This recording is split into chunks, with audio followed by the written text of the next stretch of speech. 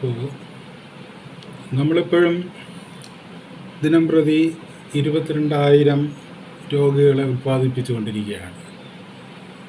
ഇന്നലെ 1,90,000 എന്ന് പറയുന്ന വമ്പൻ ടെസ്റ്റ് സംരംഭത്തിൽ നിന്ന് മുണ്ടയിൽ വിജയൻ ഒന്ന് താഴോട്ടിറങ്ങിയിട്ട് പോലും ടെസ്റ്റ് പോസിറ്റിവിറ്റി റേറ്റ് 13 ചില്ലറയായി നിന്ന് നമ്മൾ ജനങ്ങളെ ആകെ പരവശരാക്കിയിരിക്കുകയാണ്. നമ്മളിത് കണ്ട് ഭയക്കരുത്. ഇത് മുണ്ടയിൽ വിജയൻ്റെ ഒരു സാമ്പത്തിക ആവശ്യമാണ്. അതിൻ്റെ കാരണങ്ങളിലേക്ക് ഞാൻ വരാം. അതിനു മുമ്പ് ഇന്നിപ്പോൾ ഈ പത്രത്തിൽ പ്രധാനമായിട്ട് വന്ന ഒരു കാരണം, ഒരു റിപ്പോർട്ട് എന്ന് പറഞ്ഞാൽ vax nationalism and global economic recovery എന്ന് പറഞ്ഞ് ഇന്ത്യൻ എക്സ്പ്രസ്സിൽ ഒരു ആർട്ടിക്കിൾ വന്നിട്ടുണ്ട്. പ്രസൻജിത്ത് ദത്ത എന്ന ആളാണ് എഴുതിയിരിക്കുന്നത്. Vax nationalism and global economic recovery. അതായത് ഇപ്പോൾ ഓരോ നേഷനും അവരുടേതായിട്ടുള്ള വാക്സിൻ പ്രൊഡ്യൂസ് ചെയ്യുകയും അത് തമ്മിൽ മാർക്കറ്റിലൊരു മത്സരം ഉണ്ടായിരിക്കുകയും, ഇപ്പോൾ നമ്മുടെ തന്നെ ഈ കോവിഷീൽഡോ അതോ ഒക്കെ മറ്റുള്ള രാജ്യങ്ങൾ അംഗീകരിക്കുകയില്ല എന്നൊക്കെ പറയുകയും ചെയ്ത തരത്തിലുള്ള ഒരു കോൺഫ്ലിക്റ്റിൻ്റെ ഒരു ഏരിയ ഈ COVID-19 എന്ന് നമുക്ക് ഉൽപ്പാദിപ്പിക്കാൻ കഴിഞ്ഞിട്ടുണ്ട്. അത് മനുഷ്യരാശിയുടെ ഒരു വലിയ നേട്ടമാണ്. അപ്പോൾ അതിൽ വരുന്ന മത്സരങ്ങൾ, അതിൽ വരുന്ന ലാഭനഷ്ടങ്ങൾ, അതിനെപ്പറ്റിയൊക്കെയാണ് അദ്ദേഹം സംസാരിച്ചിട്ട് ഞാൻ വേറെ ഒന്നും പറയുന്നില്ല.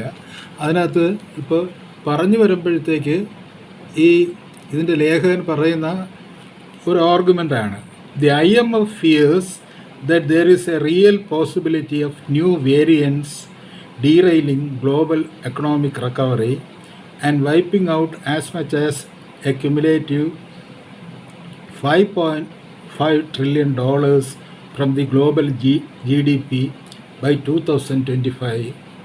ഇത് ഒരു ഭാഗമാണ്. IMF അങ്ങനെ പേടിച്ച് വിറച്ചിരിക്കുകയാണ്. എന്താണ് ഇതുമൂലം? ഈ ന്യൂ വേരിയൻസ് ഇങ്ങനെ വന്നുകൊണ്ടേയിരിക്കുകയാണല്ലോ. അപ്പോൾ 2025 ആകുമ്പോഴേക്ക് wiping out economic recovery, global economic recovery, ഇപ്പോൾ എക്കോണമി തകർന്നു കിടക്കുകയാണ്. ആ ഗ്ലോബൽ എക്കണോമിക് റിക്കവറി ഫർദറായിട്ട് ഡീറെയിൽ ചെയ്യും.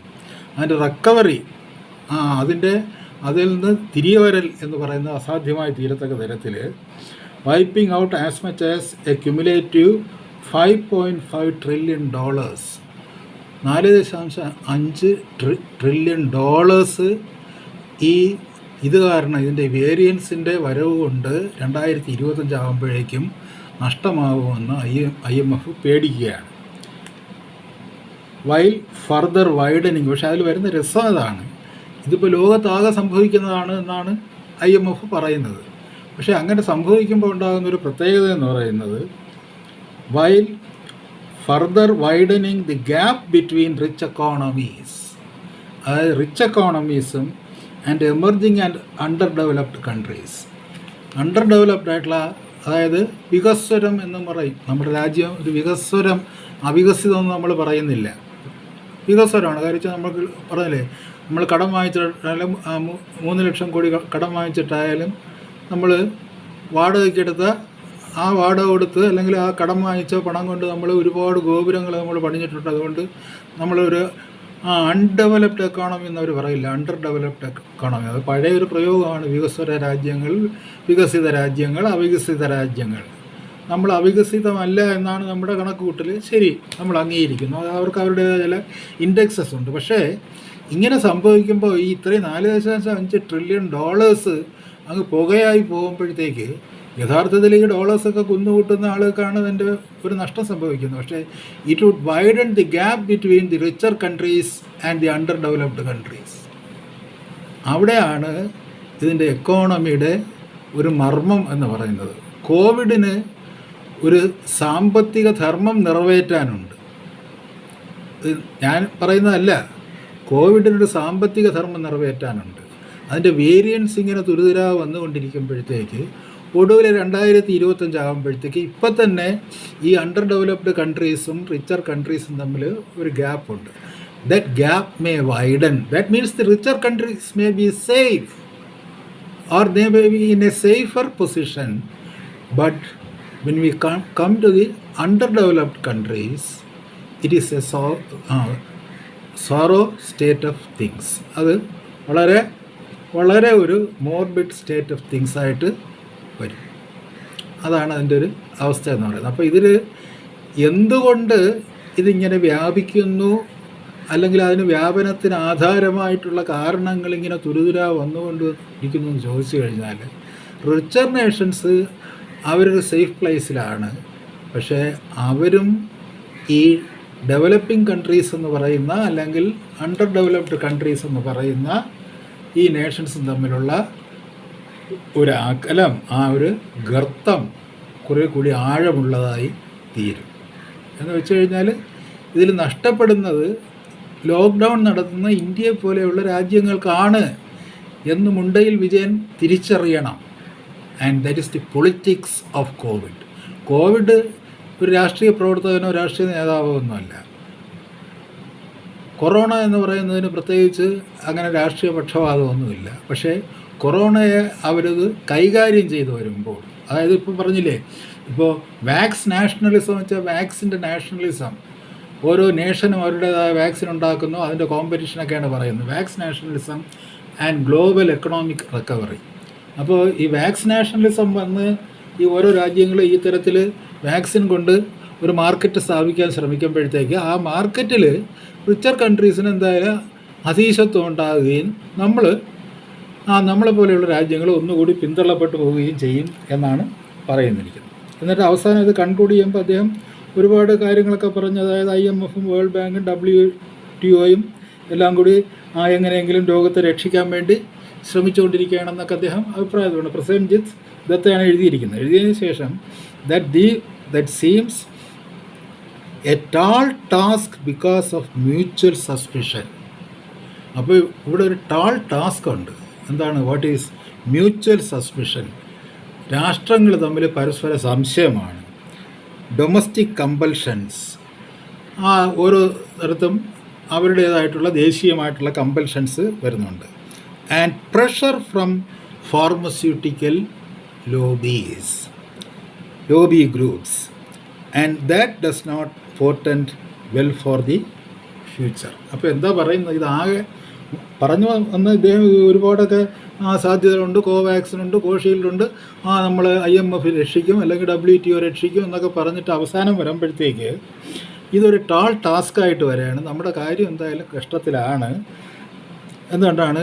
രാഷ്ട്രങ്ങൾ തമ്മിലുള്ള പരസ്പര വിശ്വാസമില്ലായ്മ, പിന്നെ ഡൊമസ്റ്റിക്കായിട്ട് ഓരോ ദേശവും അവരുടെ താല്പര്യത്തിന് വേണ്ടി എടുത്ത കമ്പൽഷൻസ് ഉണ്ട്.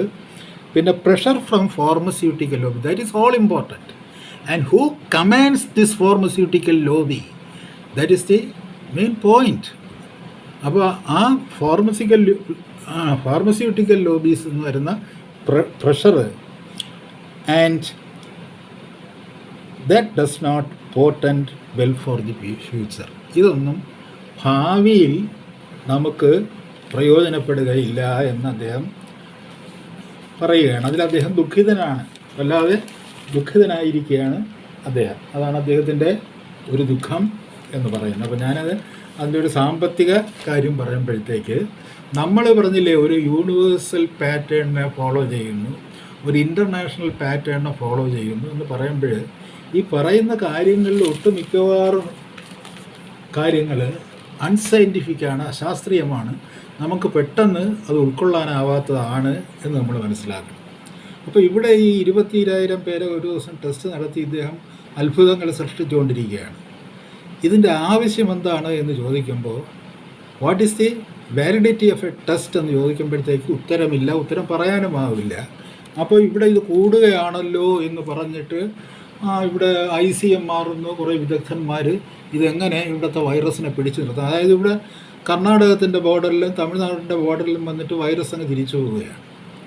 ഡെൽറ്റ വേരിയൻ്റാണ്. ഡെൽറ്റ വേരിയൻറ്റിന് കേരളത്തിൽ മാത്രം ഒരു പ്രത്യേക ലക്ഷ്യമുണ്ട്. അതുകൊണ്ട് ഡെൽറ്റ വേരിയൻറ്റ് വന്നിട്ട് അങ്ങ് തിരിച്ചു പോകണം. ഇത് പറഞ്ഞില്ല, ഇപ്പോൾ ഒരു വുഹാനിലുണ്ടായി, വുഹാനിൽ അവർ ബ്ലോക്ക് ചെയ്തതിന് ശേഷം വേറെ അങ്ങ് അത് പോയിട്ടില്ല എന്ന് പറയുന്നത് അതിനകത്തൊരു യുക്തിയുണ്ട്. ഇതല്ല, ഈ ഡെൽറ്റ വേരിയൻ്റ് എന്ന് പറയുന്ന ആ ഒരു സാധനം എന്ന് പറയുന്നതിന് ഇപ്പോൾ അപ്പുറത്തുനിന്ന് ഇപ്പുറത്തേക്ക് വരാണ്ട് കേരളത്തോട് ഇങ്ങേ അറ്റത്ത് കിടക്കുന്ന കേരളത്തോട്, അല്ലെങ്കിൽ അത് ശ്രീലങ്ക വഴിയോ മറ്റോ കടന്ന് വരണം. അത് വരണമെങ്കിൽ തമിഴ്നാട് വഴിയോ മറ്റുള്ളവരുണ്ട്. അല്ലെങ്കിൽ പിന്നെ ഇതിവിടെ ഒരു വേരിയൻ്റ് ഇങ്ങനെ ജനറേറ്റ് ചെയ്ത് വന്നിട്ട് ഇവിടെ മാത്രമായിട്ട് ഇങ്ങനെ തങ്ങി നിൽക്കണം, വേറെ ഒന്നും പോകില്ല എന്ന് പറഞ്ഞ് നിർബന്ധം പിടിച്ചുകൊണ്ട്, ഒരു വാശി പിടിച്ചുകൊണ്ട്. അപ്പോൾ ഈ പറഞ്ഞതുപോലെ ഈ ഒരു വേരിയൻ്റ് ഉണ്ടായതുകൊണ്ടാണ് ഈ കുഴപ്പങ്ങൾ മുഴുവനും ഉണ്ടായതെന്ന് നമ്മളെ പറഞ്ഞ് വിശ്വസിപ്പിക്കുന്ന ഒരവസ്ഥയിലാണ് നമ്മളെത്തി നിൽക്കുന്നത്. ഇത് വിശ്വസിച്ച് കൊടുക്കുക എന്ന് പറയുന്നത് നമ്മുടെ ഒരു ധർമ്മവും അത് നമ്മുടെ ചിലരുടെ സാമ്പത്തിക ദുരാഗ്രഹങ്ങളുടെ സാക്ഷാത്കാരവുമാണ്. സാമ്പത്തിക ദുരാഗ്രഹങ്ങളുടെ സാക്ഷാത്കാരം എന്ന് പറയുമ്പോഴത്തേക്ക് ഞാൻ ഒന്നും പറയുന്നില്ല. ഞാൻ ഇപ്പോൾ ഇന്നലെ പറഞ്ഞതുപോലെ നമ്മുടെ വിദ്യാഭ്യാസ മന്ത്രി അല്ല വ്യവസ്ഥനാക്കപ്പെട്ടിരിക്കുന്നത്. അതായത് മാണി കള്ളനാണ് എന്ന് പറഞ്ഞതിന് ശേഷം അതിൻ്റെ അടിസ്ഥാനത്തിൽ അവിടെ നിയമസഭ മറിച്ചും തിരിച്ചും വയ്ക്കാൻ വേണ്ടി നമ്മുടെ യുവയോദ്ധാക്കൾ അവിടെ മുഴുവൻ ഒരു യുദ്ധം നടത്തി. അതൊരു യുദ്ധക്കളമൊക്കെ ആക്കി മാറ്റി വേണ്ടത് നാശനഷ്ടങ്ങളൊക്കെ ഉണ്ടാക്കി കേസൊക്കെ ഉണ്ടാക്കി അതിനുശേഷം ആരെങ്കിലും വിവസ്ത്രനായിട്ട് നിൽക്കുന്നതായിട്ട് കാണുകയാണെങ്കിൽ അത് നിൽക്കുന്നത് ഒരു താരതമ്യേന ഈ ഇത്രയൊന്നും വലിയ ദുരാഗ്രഹങ്ങളില്ലാത്ത ശിവൻകുട്ടിയാണ് വിവസ്ത്രനായി നിൽക്കുന്നത്. യഥാർത്ഥത്തിൽ വിവസ്ത്രനാക്കപ്പെടുന്നത് അത് നമ്മുടെ പാർട്ടിയുടെ ചരിത്രം പരിശോധിക്കുമ്പോൾ, നമ്മുടെ പാർട്ടി എന്ന് വെച്ചാൽ എൻ്റെ പാർട്ടി, അത് ഇയാളുടെ പാർട്ടിയല്ല, മുണ്ടയിൽ വിജയൻ്റെ പാർട്ടിയല്ല.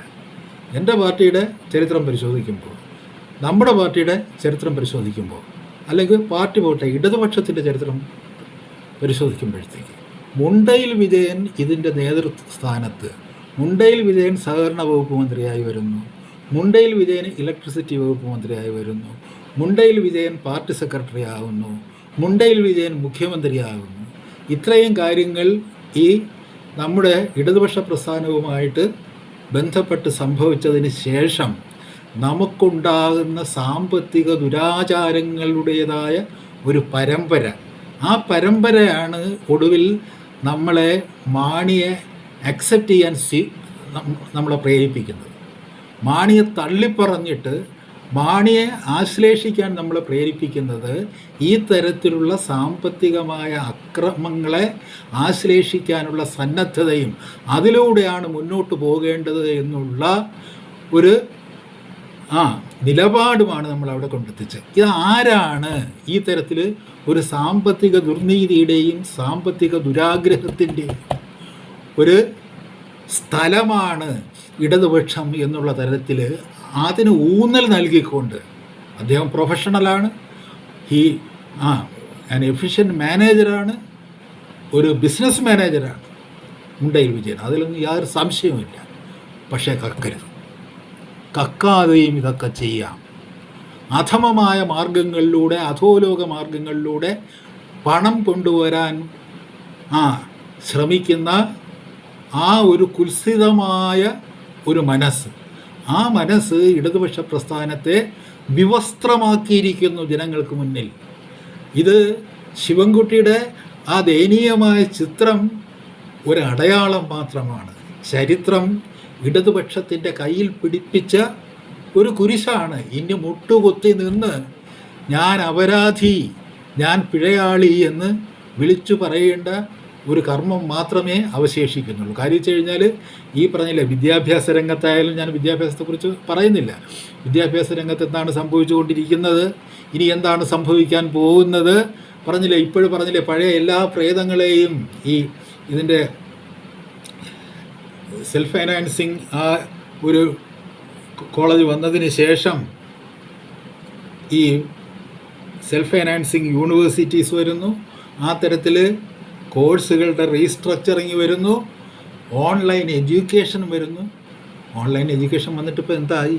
ഇപ്പോൾ IMA ഞാൻ അവരുടെ കാര്യം ഇന്നലെ ഞാൻ പറഞ്ഞു. IMA പറഞ്ഞു ഇപ്പോൾ എങ്ങനെയാണ് അവർ പറയുന്നത്, 22,000 പേര് ദിവസം പ്രതി രോഗികളായി സ്ഥിരീകരിക്കപ്പെട്ടുകൊണ്ടിരിക്കുന്ന ഒരു സാഹചര്യത്തിൽ ഈ ഭിഷഗ്വര ശ്രേഷ്ഠന്മാർ എങ്ങനെയാണ് ലോക്ക്ഡൗൺ വേണ്ട എന്ന് പറയുന്നത്? ഇന്നലെ അവരങ്ങനെ അല്ലായിരുന്നല്ലോ. ഒരു 8,000 പേർക്ക് രോഗമുണ്ടെങ്കിലും ലോക്ക്ഡൗൺ ഇളവ് പാടില്ല, ഒരു കടയും തുറക്കരുത്, ഒരു സ്ഥാപനവും തുറക്കരുത് എന്ന് പറഞ്ഞ IMA കുറേ കഴിഞ്ഞപ്പോഴത്തേക്ക് വ്യാപാരി വ്യവസായികളാണെങ്കിൽ തുറക്കാം എന്നുവെച്ചാൽ അവരും ഒരു വ്യാപാരി വ്യവസായ സംഘടന ആയതുകൊണ്ട് അത് നമുക്ക് മനസ്സിലാക്കാം. അത് കഴിഞ്ഞിട്ട് ഇപ്പോൾ വിദ്യാലയങ്ങൾ തുറക്കണമെന്ന് പറയുന്നതുകൊണ്ടാണ് വീട്ടിൽ പിള്ളേർ ശല്യം ഉണ്ടാക്കുകയാണ്.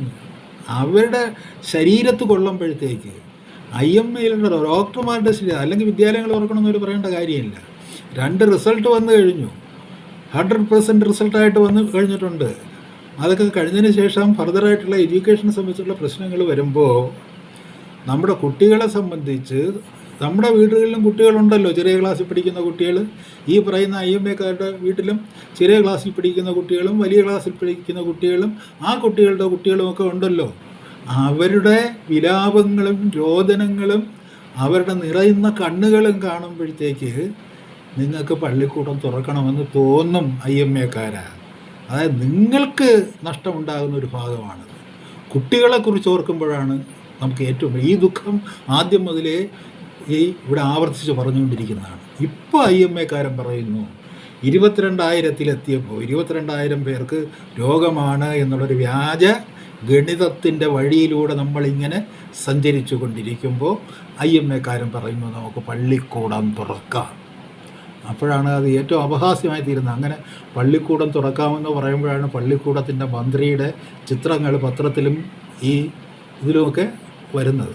ഇദ്ദേഹം പള്ളിക്കൂടം മന്ത്രിയാണോ, പള്ളിക്കൂടം നമ്മുടെ മന്ത്രി ഇതാണെന്നും പറഞ്ഞ് ചൂണ്ടിക്കാണിച്ചു. പിള്ളേർ TV കണ്ടുകൊണ്ടിരിക്കുന്ന നമ്മുടെ പള്ളിക്കൂടം മന്ത്രി നിൽക്കുന്നത് കണ്ടോ, നിൽക്കുന്ന ആ വേഷം കണ്ടു കഴിഞ്ഞാൽ നമ്മുടെ കുട്ടികൾ എന്ത് വിചാരിക്കും? അവിടെ നഗ്നമാക്കപ്പെട്ടിരിക്കുന്നത്, വിവസ്ത്രമാക്കപ്പെട്ടിരിക്കുന്നത് മുണ്ടയിൽ വിജയൻ്റെ നേതൃത്വത്തിലുള്ള ഇടതുപക്ഷമാണ്, ശിവൻകുട്ടിയല്ല.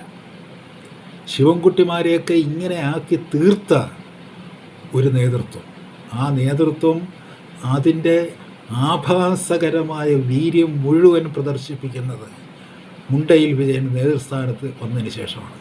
ആരാണ് മുണ്ടയിൽ വിജയൻ എന്നുള്ളത് വെളിപ്പെട്ടു വരുവാൻ കുറേ താമസമെടുത്തുവെങ്കിലും ഈ കോവിഡ് ക്രൈസിസ്, ഈ കോവിഡ് പ്രതിസന്ധി വന്നതോടുകൂടി ആരാണ് മുണ്ടയിൽ വിജയൻ എന്നുള്ളത് പൂർണ്ണമായും വെളിപ്പെട്ടിരിക്കുന്നു. അതുകൊണ്ട് ഇനി മടിയിൽ കനമുള്ളവനെ എന്നുള്ള ആ പ്രയോഗം മാറ്റുക. നിങ്ങളുടെ എളിയിൽ മുണ്ടുണ്ടോ എന്നുള്ളത് ഇടയ്ക്കിടയ്ക്ക് തപ്പി പരിശോധിച്ചുകൊണ്ടിരിക്കുക. ആ ഒരവസ്ഥയിൽ നിങ്ങൾ എത്തിപ്പെട്ടിരിക്കുന്നു എന്ന് മുണ്ടയിൽ വിജയൻ മനസ്സിലാക്കുക. നിങ്ങൾ ദൈവമാണെന്നും നിങ്ങൾ ദൈവസ്ഥാനിയാണെന്നും നിങ്ങളെ ആരാധിക്കുന്നുവെന്നും പറഞ്ഞ് നിങ്ങൾ തന്നെ കുറേ പേർക്ക് പൈസയും കൊടുത്തൊരു PR വിഭാഗമൊക്കെ ഉണ്ടാക്കി കുറേ മത്തങ്ങ പോലെയുള്ള കുറേ മാധ്യമ പ്രവർത്തകരെയും പിന്നെ ഈ ചാപിള്ളകളെ പോലെ ഉള്ള കുറേ മന്ത്രിമാരെയും ചുറ്റും ഇരുത്തിക്കൊണ്ട് നടത്തുന്ന ഈ ഭരണം ഈ കേരളത്തിന് എത്രമാത്രം പൊറുക്കാനാവുമെന്ന് കേരളം ചരിത്രത്തോട് പറയുന്ന ഒരു നിമിഷമുണ്ടാകും, ഒരു മുഹൂർത്തമുണ്ടാകുമെന്ന് ഞാൻ കരുതുകയാണ്. ഇത് പറയാൻ കാരണം നിങ്ങൾ ഈ വമ്പൻ ടെസ്റ്റ് മേളകളിൽ നിന്ന് പിൻവാങ്ങുന്നില്ല എന്നുള്ളതാണ്. ഒരു ടെസ്റ്റും ഒരു റിസൾട്ടും ഉണ്ടാക്കുന്നില്ല എന്നിരിക്കെ നിങ്ങൾ ഈ ടെസ്റ്റുകൾ ആവർത്തിച്ചുകൊണ്ടിരിക്കുന്നു. അതിൽ വേറൊരു കാര്യമുണ്ട്. അപ്പോൾ ഇതിനകത്ത് തന്നെ അവർ പറഞ്ഞില്ലേ, വേറെ ഒരു ആർട്ടിക്കിളിലൂടെ കൊടുത്തിട്ടുണ്ടെന്ന് തോന്നുന്നു, private equity in health care a blessing or a bane. അതായത് എന്താണ്, ഇപ്പോൾ ഈ കോവിഡിൻ്റെ ഒരു സിറ്റുവേഷനിൽ government itself cannot contain Covid. അതാണ് ഗവൺമെൻറ്റിൻ്റെ ആ ഒരു മെഷീനറി ഉണ്ട്. നമ്മൾ സാമൂഹ്യ അടുക്കളകൾ ഉണ്ടാകുന്നു, കിറ്റുകൾ ഉണ്ടാക്കുന്നുണ്ട്, നമ്മളെല്ലാം ഉണ്ടാക്കുന്നുണ്ട്, നമ്മൾ സാമൂഹ്യ ഉപരോധങ്ങൾ ഉണ്ടാക്കുന്നുണ്ട്, ജനങ്ങളെ തടവിലാക്കുന്നുണ്ട്. ഇതെല്ലാം ചെയ്യുന്നുണ്ടെങ്കിലും ഇത്രയും ചെയ്തത് പോരെ വിജയ. ജനങ്ങളുടെ കൈകാലുകൾ നിങ്ങൾ നിശ്ചലമാക്കിയിട്ടുണ്ട്, ജനങ്ങളുടെ നാവ് നിശബ്ദമാക്കിയിട്ടുണ്ട്, ജനങ്ങളുടെ ശ്വാസോച്ഛ്വാസ അവകാശത്തെ 1.5 വർഷമായി ഉപരോധിച്ച് നിർത്തിയിരിക്കുകയാണ്. ഇത്രയുമായിട്ട് നിങ്ങൾക്ക് കോവിഡിനെ ഗവൺമെൻറ് തലത്തിൽ പിടിച്ചു നിർത്താൻ കഴിയുന്നില്ല. അതുകൊണ്ട് നിങ്ങൾ കമാൻഡോസിനെ കൊണ്ടുവന്ന് ടെസ്റ്റ് നടത്തി, പോലീസിനെ നിരത്തിലിറക്കി പറഞ്ഞില്ലേ, ഇന്നലെ ഒരു 2,000 രൂപ ഏതോ ഒരു പാവപ്പെട്ട മനുഷ്യൻ്റെ കയ്യിൽ പിടിച്ചു വാങ്ങാൻ ഒരു ശ്രമം ഉണ്ടായി എന്ന മറ്റൊരു റിപ്പോർട്ട് കണ്ടു. എന്താണ് ഇവിടെ നടന്നുകൊണ്ടിരിക്കുന്നത്? എന്താണിത്? ഇത്രയൊക്കെ ആയിട്ടും കോവിഡിനെ പ്രതിരോധിക്കണമെങ്കിൽ ആര് വേണം? അതാണ് ഞാൻ ഇന്നലെ പറഞ്ഞത്. 2 ലക്ഷം ടെസ്റ്റ് ഒരു ദിവസം നടക്കുമെന്ന് പറയുമ്പോൾ ഈ ടെസ്റ്റുകളിൽ ഒരു ഭാഗം കിംസിനെ പോലെയുള്ളൊരു ആശുപത്രിയിലേക്ക് പോകുന്നു എന്ന് പറയും. ഇപ്പോൾ കിംസും അനന്തപത്മനാഭൻ്റെ ആശുപത്രിയും അതുപോലെയുള്ള സൂപ്പർ സ്പെഷ്യാലിറ്റി ഹോസ്പിറ്റലും രോഗികളെ പിടിക്കുന്നത് എങ്ങനെയാണെന്ന് എനിക്കറിയാം. എൻ്റെ പഞ്ചായത്തിൽ, എൻ്റെ ഗ്രാമത്തിൽ അവിടുത്തെ ചില വളരെ ആളുകളുമായിട്ട് ഇടപെട്ട് പ്രവർത്തിക്കുന്ന പാർട്ടി പ്രവർത്തകർ ഇവരുടെ ആശുപത്രികളിൽ രോഗികളെ എത്തിക്കുന്നതിനുള്ള ഏജന്റന്മാരായിട്ടാണ് പ്രവർത്തിക്കുന്നത്. ദൈവതുല്യനായ ഒരു ക്യാൻസർ രോഗവിദഗ്ധനുണ്ട്. അദ്ദേഹത്തിന് വേണ്ടി രോഗികളെ എത്തിക്കുന്ന ഒരു ഏജന്റിനെ എനിക്കറിയാം. ക്യാൻസർ ആണോ എങ്കിൽ അദ്ദേഹത്തെ കാണിക്കണം എന്ന് പറയുന്നത്. ആ തരത്തിൽ ഇവരെല്ലാം ബിസിനസ് നടത്താൻ അവർക്ക് ഗ്രാസ് റൂട്ട് ലെവലിൽ അവരുടെ ഏജന്റന്മാരുണ്ട്. ഇപ്പോൾ നിങ്ങൾ തദ്ദേശ സ്വയംഭരണ സ്ഥാപനങ്ങളിൽ ഈ തരത്തിൽ ജനങ്ങളെ ഈ ടെസ്റ്റിന് വേണ്ടിയുള്ള വിക്ടിംസിനെ, ഇരകളെ സമാഹരിക്കുവാൻ തദ്ദേശ സ്വയംഭരണ സ്ഥാപനങ്ങളുമായി ബന്ധപ്പെട്ട് അവിടുത്തെ പ്രവർത്തകരെ സജ്ജീകരിക്കുമ്പോൾ അതിനിടയിൽ ഈ ഏജന്റന്മാർ ഇവരെ തട്ടിക്കൊണ്ടുപോകുന്നത് ചിലപ്പോൾ സൂപ്പർ സ്പെഷ്യാലിറ്റി ഹോസ്പിറ്റലുകളിലേക്കായിരിക്കും, പ്രൈവറ്റ് ഹോസ്പിറ്റലുകളിലേക്കായിരിക്കും. കാരണം വെച്ച് കഴിഞ്ഞാൽ അവിടെ കൊണ്ടുപോയിട്ട് ഈ പറയുന്ന ടെസ്റ്റ് 2 ലക്ഷം ടെസ്റ്റ് നടത്തുമ്പോൾ അതിൽ എത്ര ലക്ഷം ടെസ്റ്റ് ഗവൺമെൻറ് നേരിട്ട് നടത്തിയിട്ടുണ്ട് എന്നുള്ളതിൻ്റെ കണക്ക് വയ്ക്കാമോ വിജയ? പറ്റില്ല. അതുകൊണ്ടാണ് ഞാൻ പറഞ്ഞ കണക്ക് തെറ്റില്ല. അതായത് ഇതിൽ തന്നെ പ്രൈവറ്റ് എക്വിറ്റി, അതായത് ഇവരുടെ ഷെയർ, ഈ നമ്മുടെ ഹെൽത്ത് കെയറിൽ ഒരു പ്രൈവറ്റ് സെക്ടർ ഇടപെട്ട് കഴിഞ്ഞാൽ, നമ്മൾ പറഞ്ഞില്ലേ, നമുക്ക് ഇപ്പോൾ RCC എന്ന് പറയുന്നത് it has become A slaughter house. അത് ഇടക്കാലത്ത് ഒരു നന്നായിട്ട് ഒരു ലെവലായിട്ട് വന്നതാണ്. ഇപ്പോൾ it has been degraded after the decentralisation. ഇതിൻ്റെ ഓങ്കോളജിസ്റ്റുകളെ ഈ ലോകം മുഴുവനും ഡിസ്ട്രിബ്യൂട്ടോടുകൂടി അതിൻ്റെ ഒരു ഇത് മുഴുവൻ പോയി. അതിൻ്റെ ഒരു ഗ്രാവിറ്റി, സീരിയസ്നെസ് മുഴുവൻ പോയി. പണ്ട് ഒരുപാട് പരിമിതികൾ ഉണ്ടായിരുന്നെങ്കിലും അത് ഒരുവിധമൊക്കെ ആളുകൾക്ക് ക്രെഡിബിലിറ്റി ഉള്ള ഒരു സ്ഥാപനമായിരുന്നു. പിന്നെയുള്ളത് ചിത്രയാണ്, പിന്നെയുള്ളത് മെഡിക്കൽ കോളേജാണ്. എന്തൊക്കെ വന്നാലും ഒരു സാധാരണ മനുഷ്യൻ, കേരളത്തിലിപ്പോൾ തിരുവനന്തപുരം നഗരത്തിലെ ഒരു സാധാരണ പൗരനെ സംബന്ധിച്ചിടത്തോളം they would prefer medical college. നന്നായിട്ട് മെയിൻറ്റെയിൻ ചെയ്ത് കഴിഞ്ഞാൽ മെഡിക്കൽ കോളേജിലല്ലാതെ ആരും പോയില്ല. അപ്പോൾ കൊല്ലം ഡിസ്ട്രിക്ട് ഹോസ്പിറ്റലിൻ്റെ കഥ തന്നെ അറിയാം. ശൈലജ ടീച്ചർ വന്ന ആദ്യഘട്ടത്തിൽ, ഇപ്പോൾ അതിൻ്റെ അവസ്ഥ എന്താണെന്ന് എനിക്കറിയാം, ആദ്യഘട്ടത്തിൽ ഡിസ്ട്രിക്ട് ഹോസ്പിറ്റലിൽ ഒരു വലിയ ട്രാൻസ്ഫോർമേഷൻ ഉണ്ടായി. ആൾക്കാർ അങ്ങോട്ടങ്ങ് പോയി തുടങ്ങി. കാര്യം വെച്ച് കഴിഞ്ഞാൽ അവർക്ക് നല്ല ട്രീറ്റ്മെൻറ്റ് കിട്ടുമെന്ന് ഉറപ്പായിരുന്നു. അപ്പോൾ നമുക്കത് ചെയ്യാൻ കഴിയും. പക്ഷേ ഇപ്പോൾ കാര്യങ്ങൾ ആകെ തലകീഴായി മറിഞ്ഞിട്ട് ഇപ്പോൾ പറയുന്നില്ല, ഇപ്പോൾ ഇദ്ദേഹം കണക്കാക്കിയിട്ട് വന്നിട്ട് person share of health care expenditure വരുമ്പോഴത്തേക്ക് പബ്ലിക് സെക്ടർ എന്ന് വരുന്ന എക്സ്പെൻഡിച്ചർ എന്ന് പറയുന്നത് 26% ആണ്.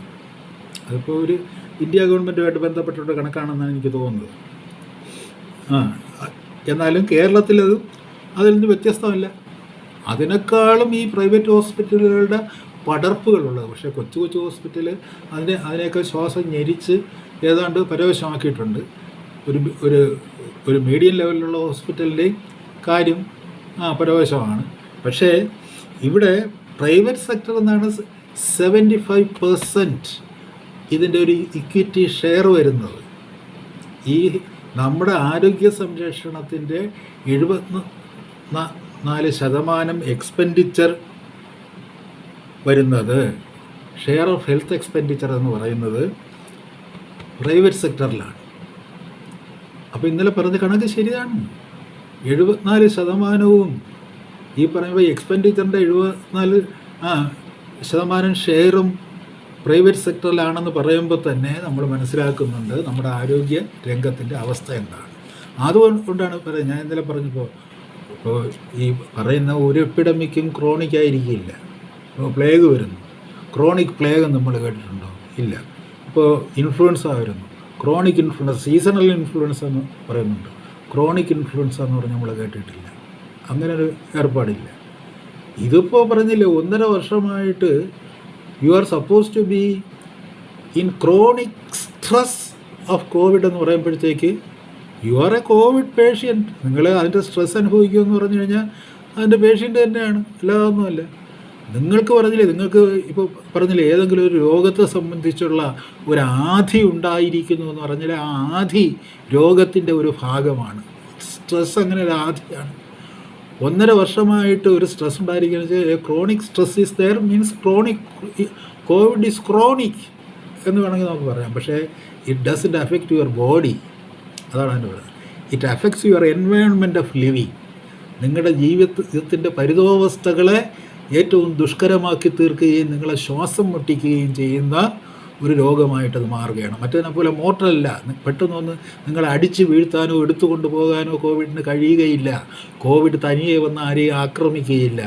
എവിടെയെങ്കിലും പറഞ്ഞില്ലേ, കയറി പറ്റിയിട്ട് ഒരു ഇൻഫെക്ഷൻ്റെ സ്പേസ് അന്വേഷിച്ച് പോകുന്ന ഒരു രോഗമാണ് അത്. അതിന് നമ്മൾ കൊടുക്കേണ്ടുന്ന ഒരു പ്രതിരോധമാണ് കൊടുക്കേണ്ടത്.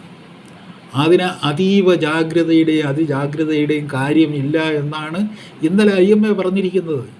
നമുക്കതിനോടൊപ്പം ജീവിക്കാം, മറ്റ് രോഗങ്ങളോടൊപ്പം ജീവിക്കുന്നത് പോലെ അതിനോടൊപ്പം ജീവിക്കാമെന്നാണ് പറയേണ്ടത്. പക്ഷേ വിവസ്ത്രനായിക്കൊണ്ടിരിക്കുകയാണെങ്കിലും ആ വിവസ്ത്രത എന്ന് പറയുന്നത് കേരളീയ ജനതയെ സംബന്ധിച്ചിടത്തോളം ഏറ്റവും ദുസ്സഹമായൊരു കാഴ്ചയാണ് എന്ന് തിരിച്ചറിവില്ലാത്തൊരു ഭരണാധികാരി. അങ്ങനെ ആയിക്കോട്ടെ, ആ വിവസ്ത്രത അതിൻ്റെ പൂർണ്ണതയിലെത്തിത്തീരട്ടെ എന്ന് ആഗ്രഹിച്ചുകൊണ്ട് കാട്ടിക്കൂട്ടുന്ന വിക്രിയകൾ ഇവിടെ അവസാനിക്കുന്നില്ല. അതുകൊണ്ട് ഇന്നലെയും 1,64,000 പേരെ മറ്റോ പരിശോധിച്ചു. TPR എന്ന് പറയുന്ന മഹത്തരമായ സൂത്രവാക്യമാണ്. നമ്മൾ പണ്ട് ഇതൊക്കെ പഠിക്കുമ്പോഴത്തേക്ക് മാത്തമാറ്റിക്സ് പഠിക്കുമ്പോൾ ഫോർമുലയ്ക്ക് മലയാളം കിട്ടാത്തതുകൊണ്ട് ഒരു സൂത്രവാക്യം എന്ന് പറയും, ഫോർമുല എന്ന് പറയുന്നത്. TPR ഒരു സൂത്രവാക്യമാണ്. സൂത്രം എന്ന് വെച്ചാൽ ചരടാണ്, കഴുത്തിൽ മുറുക്കുന്ന ഒരു ചരടാണ് TPR എന്ന് പറയുന്നത്. നമ്മുടെ പൊതുജീവിതത്തിൻ്റെ കഴുത്തിൽ മുറുക്കുന്ന ഒരു ചരടാണ്. ആ ചരടിൻ്റെ കടുപ്പം വർദ്ധിക്കുകയാണ് ദിവസം തോറും. അതായത് മറ്റുള്ള സംസ്ഥാനങ്ങളിൽ അല്ലെങ്കിൽ ദേശീയ ലെവലിലുള്ള TPR എന്ന് പറയുന്ന ഈ സൂത്രം എന്ന് പറഞ്ഞു കഴിഞ്ഞാൽ എന്താണ്? ഫോർമുല എന്ന് പറഞ്ഞാൽ ഈ സൂത്രവാക്യം. അതിൻ്റെ ഗണിതത്തിലേക്ക് വരുമ്പോഴത്തേക്ക് അത് 1 പോയിൻറ്റ് സംതിങ് ആയിരിക്കുമ്പോൾ ഇവിടെ 13.66 ഇന്നലെ ഇവിടുത്തെ അവസ്ഥ. എന്ന് വെച്ചാൽ നമ്മൾ 14 കുതിക്കുകയാണ്, 14%. ഇതൊരു പറഞ്ഞില്ലേ, ഒരു ഭയങ്കരമായ ഒരു മാരകമായ ഒരു തട്ടിപ്പാണ് എന്ന് ഞാൻ പറയുന്നത്. നിങ്ങളുടെ തന്നെ നിരീക്ഷണങ്ങൾ, ICMRൻ്റെ തന്നെ നിരീക്ഷണങ്ങൾ, FADയുടെ നിരീക്ഷണങ്ങൾ, WHO നിരീക്ഷണങ്ങൾ നിങ്ങളുടെ മുന്നിൽ വെച്ചുകൊണ്ടാണ്. കാരണം വെച്ച് കഴിഞ്ഞാൽ ഇപ്പോൾ സീറോളജിക്കൽ സർവേ എന്ന് പറഞ്ഞുകൊണ്ട് സീറം ടെസ്റ്റ് ചെയ്ത് ആൻറ്റിബോഡീസ് കണ്ടുപിടിക്കുന്ന ഒരു ഏർപ്പാടുണ്ട്. ആ ഏർപ്പാടനുസരിച്ച് വന്ന കണക്കിലെന്താണ്? ആ ഏർപ്പാടിൽ സംസ്ഥാന അടിസ്ഥാനത്തിലുള്ള ചില കണക്കുകളൊക്കെ പത്രങ്ങളിൽ വന്നിട്ടുണ്ട്.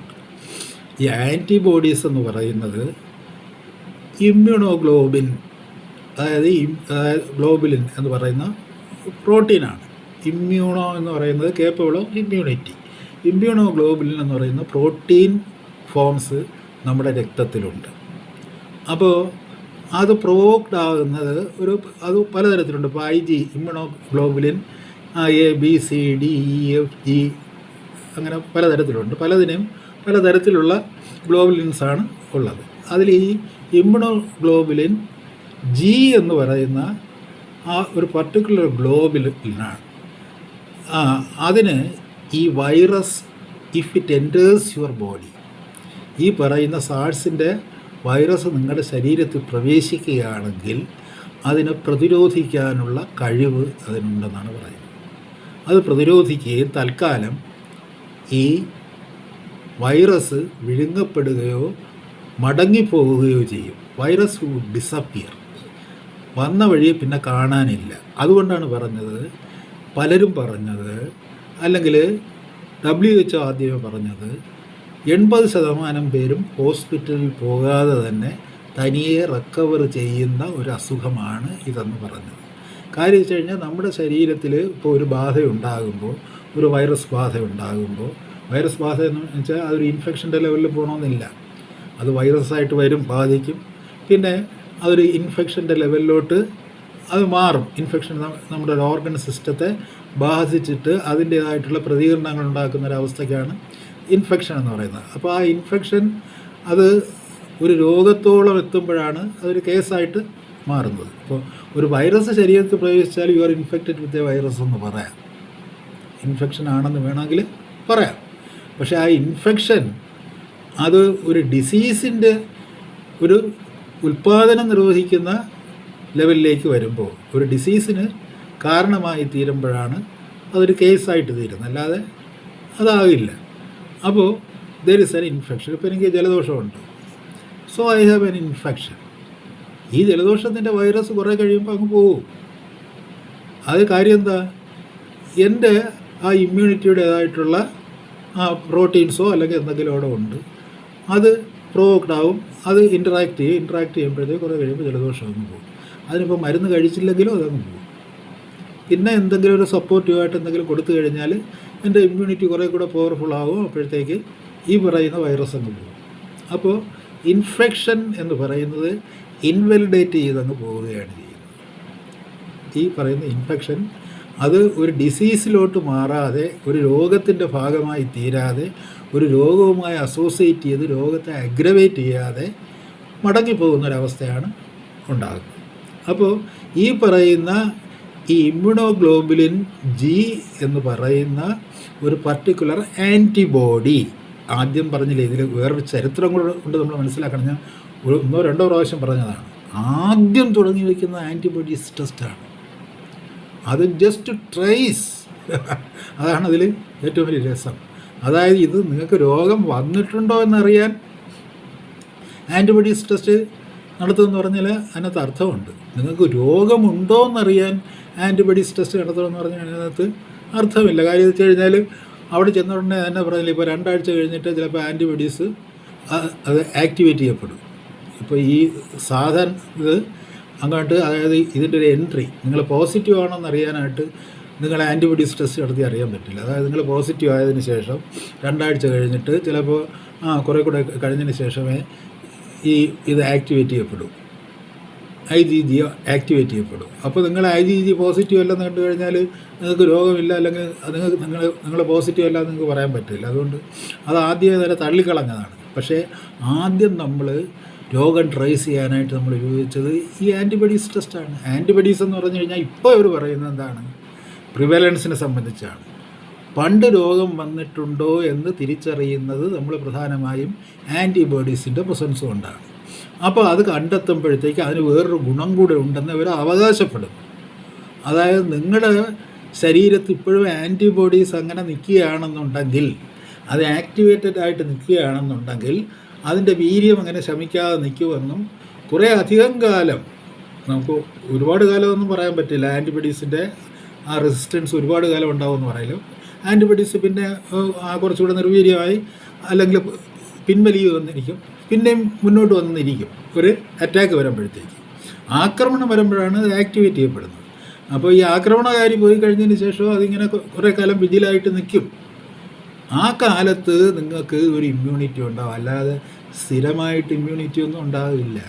ഇവിടെ പത്രങ്ങളിൽ റിപ്പോർട്ട് വന്ന് കുറേ അധികം പേര് വളരെ ഈ പറഞ്ഞില്ലേ മുണ്ടയിൽ വിജയൻ്റെ അനുയായികളായിട്ടുള്ള ചില ആൾക്കാർ ക്രോധാകുലരായി പലതും എഴുതി വിട്ടത് കണ്ട് ഈ സോഷ്യൽ മീഡിയയിൽ. എന്താണ്, ഇവിടെ ആരും 3 മാസ്കും ധരിക്കുന്നില്ല, ഇവിടെ ആരും സോഷ്യൽ ഡിസ്റ്റൻസ് പരിപാലിക്കുന്നില്ല, ഇവിടെ ആരും സാനിറ്റൈസർ പാനം ചെയ്യുന്നില്ല.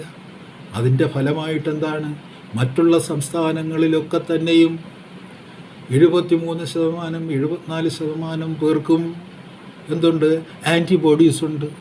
ആൻറ്റിബോഡീസ് ഉള്ളത് കൊണ്ട് അവരുടെ ശരീരത്തിന് ഇമ്മ്യൂണിറ്റി ഉണ്ട്, അവർക്കിനി വരില്ല. അതേസമയം കേരളത്തിന് കേവലം 46% ഇമ്മ്യൂണിറ്റി മാത്രമേ ഉള്ളൂ. ഇമ്മ്യൂണിറ്റി കുറയാൻ എന്താണ് കാരണം? ആൻറ്റിബോഡീസ് ഇല്ല എന്നുള്ളതാണ് കാരണം. ആൻറ്റിബോഡീസ് പറയുന്ന വിട്ടിത്തങ്ങൾക്ക് അതിന് വേണ്ടേ ആൻറ്റിബോഡീസ് ഉണ്ടാവണമെന്നുണ്ടെങ്കിൽ ഇതിൻ്റെ ആൻറ്റിബോഡീസിനെ നമ്മൾ ഡിറ്റക്റ്റ് ചെയ്യുന്നത് only after the entry of the virus നമ്മുടെ ശരീരത്തിൽ പ്രവേശിച്ച് കഴിഞ്ഞതിന് ശേഷം കുറേ ദിവസങ്ങൾ കൂടെ കഴിഞ്ഞതിന് ശേഷമേ ഇത് ആക്ടിവേറ്റ് ചെയ്യപ്പെടൂ, ആൻറ്റിബോഡീസ് ആക്ടിവേറ്റ് ചെയ്യപ്പെടും. എന്നാലേ നിങ്ങൾക്ക് ആൻറ്റിബോഡീസിനെ നിങ്ങൾക്ക് ഡിറ്റക്റ്റ് ചെയ്യാൻ പറ്റും. എന്നാലേ കൃത്യമായിട്ട് ആൻറ്റിബോഡീസിനെ ഡിറ്റക്റ്റ് ചെയ്യാൻ പറ്റില്ലെന്ന് പറയുന്ന ഭാഗവുമുണ്ട്. അതായത് ആ ഇമ്മ്യൂണിറ്റി നമുക്ക് എല്ലാ കാലം പ്രിസർവ് ചെയ്യാൻ പറ്റില്ലെന്ന് പറയുന്ന ഭാഗവുമുണ്ട്. അപ്പോൾ ഇവിടെ 49% പേർക്ക് ആൻറ്റിബോഡീസ് ഉള്ളു എന്ന് വെച്ച് കഴിഞ്ഞാൽ ഇവിടെ പോസിറ്റീവായിട്ട് 49% പേരേ ഉള്ളെന്നുള്ളതാണ് കണക്ക്. ആദ്യത്തെ ICMR രേഖയിൽ ICMR കേരളത്തെ അഭിനന്ദിക്കുന്നതാണ്. എന്താണ്, ഈ ആൻറ്റിബോഡീസ് കുറവ് ഇവിടെയാണ്.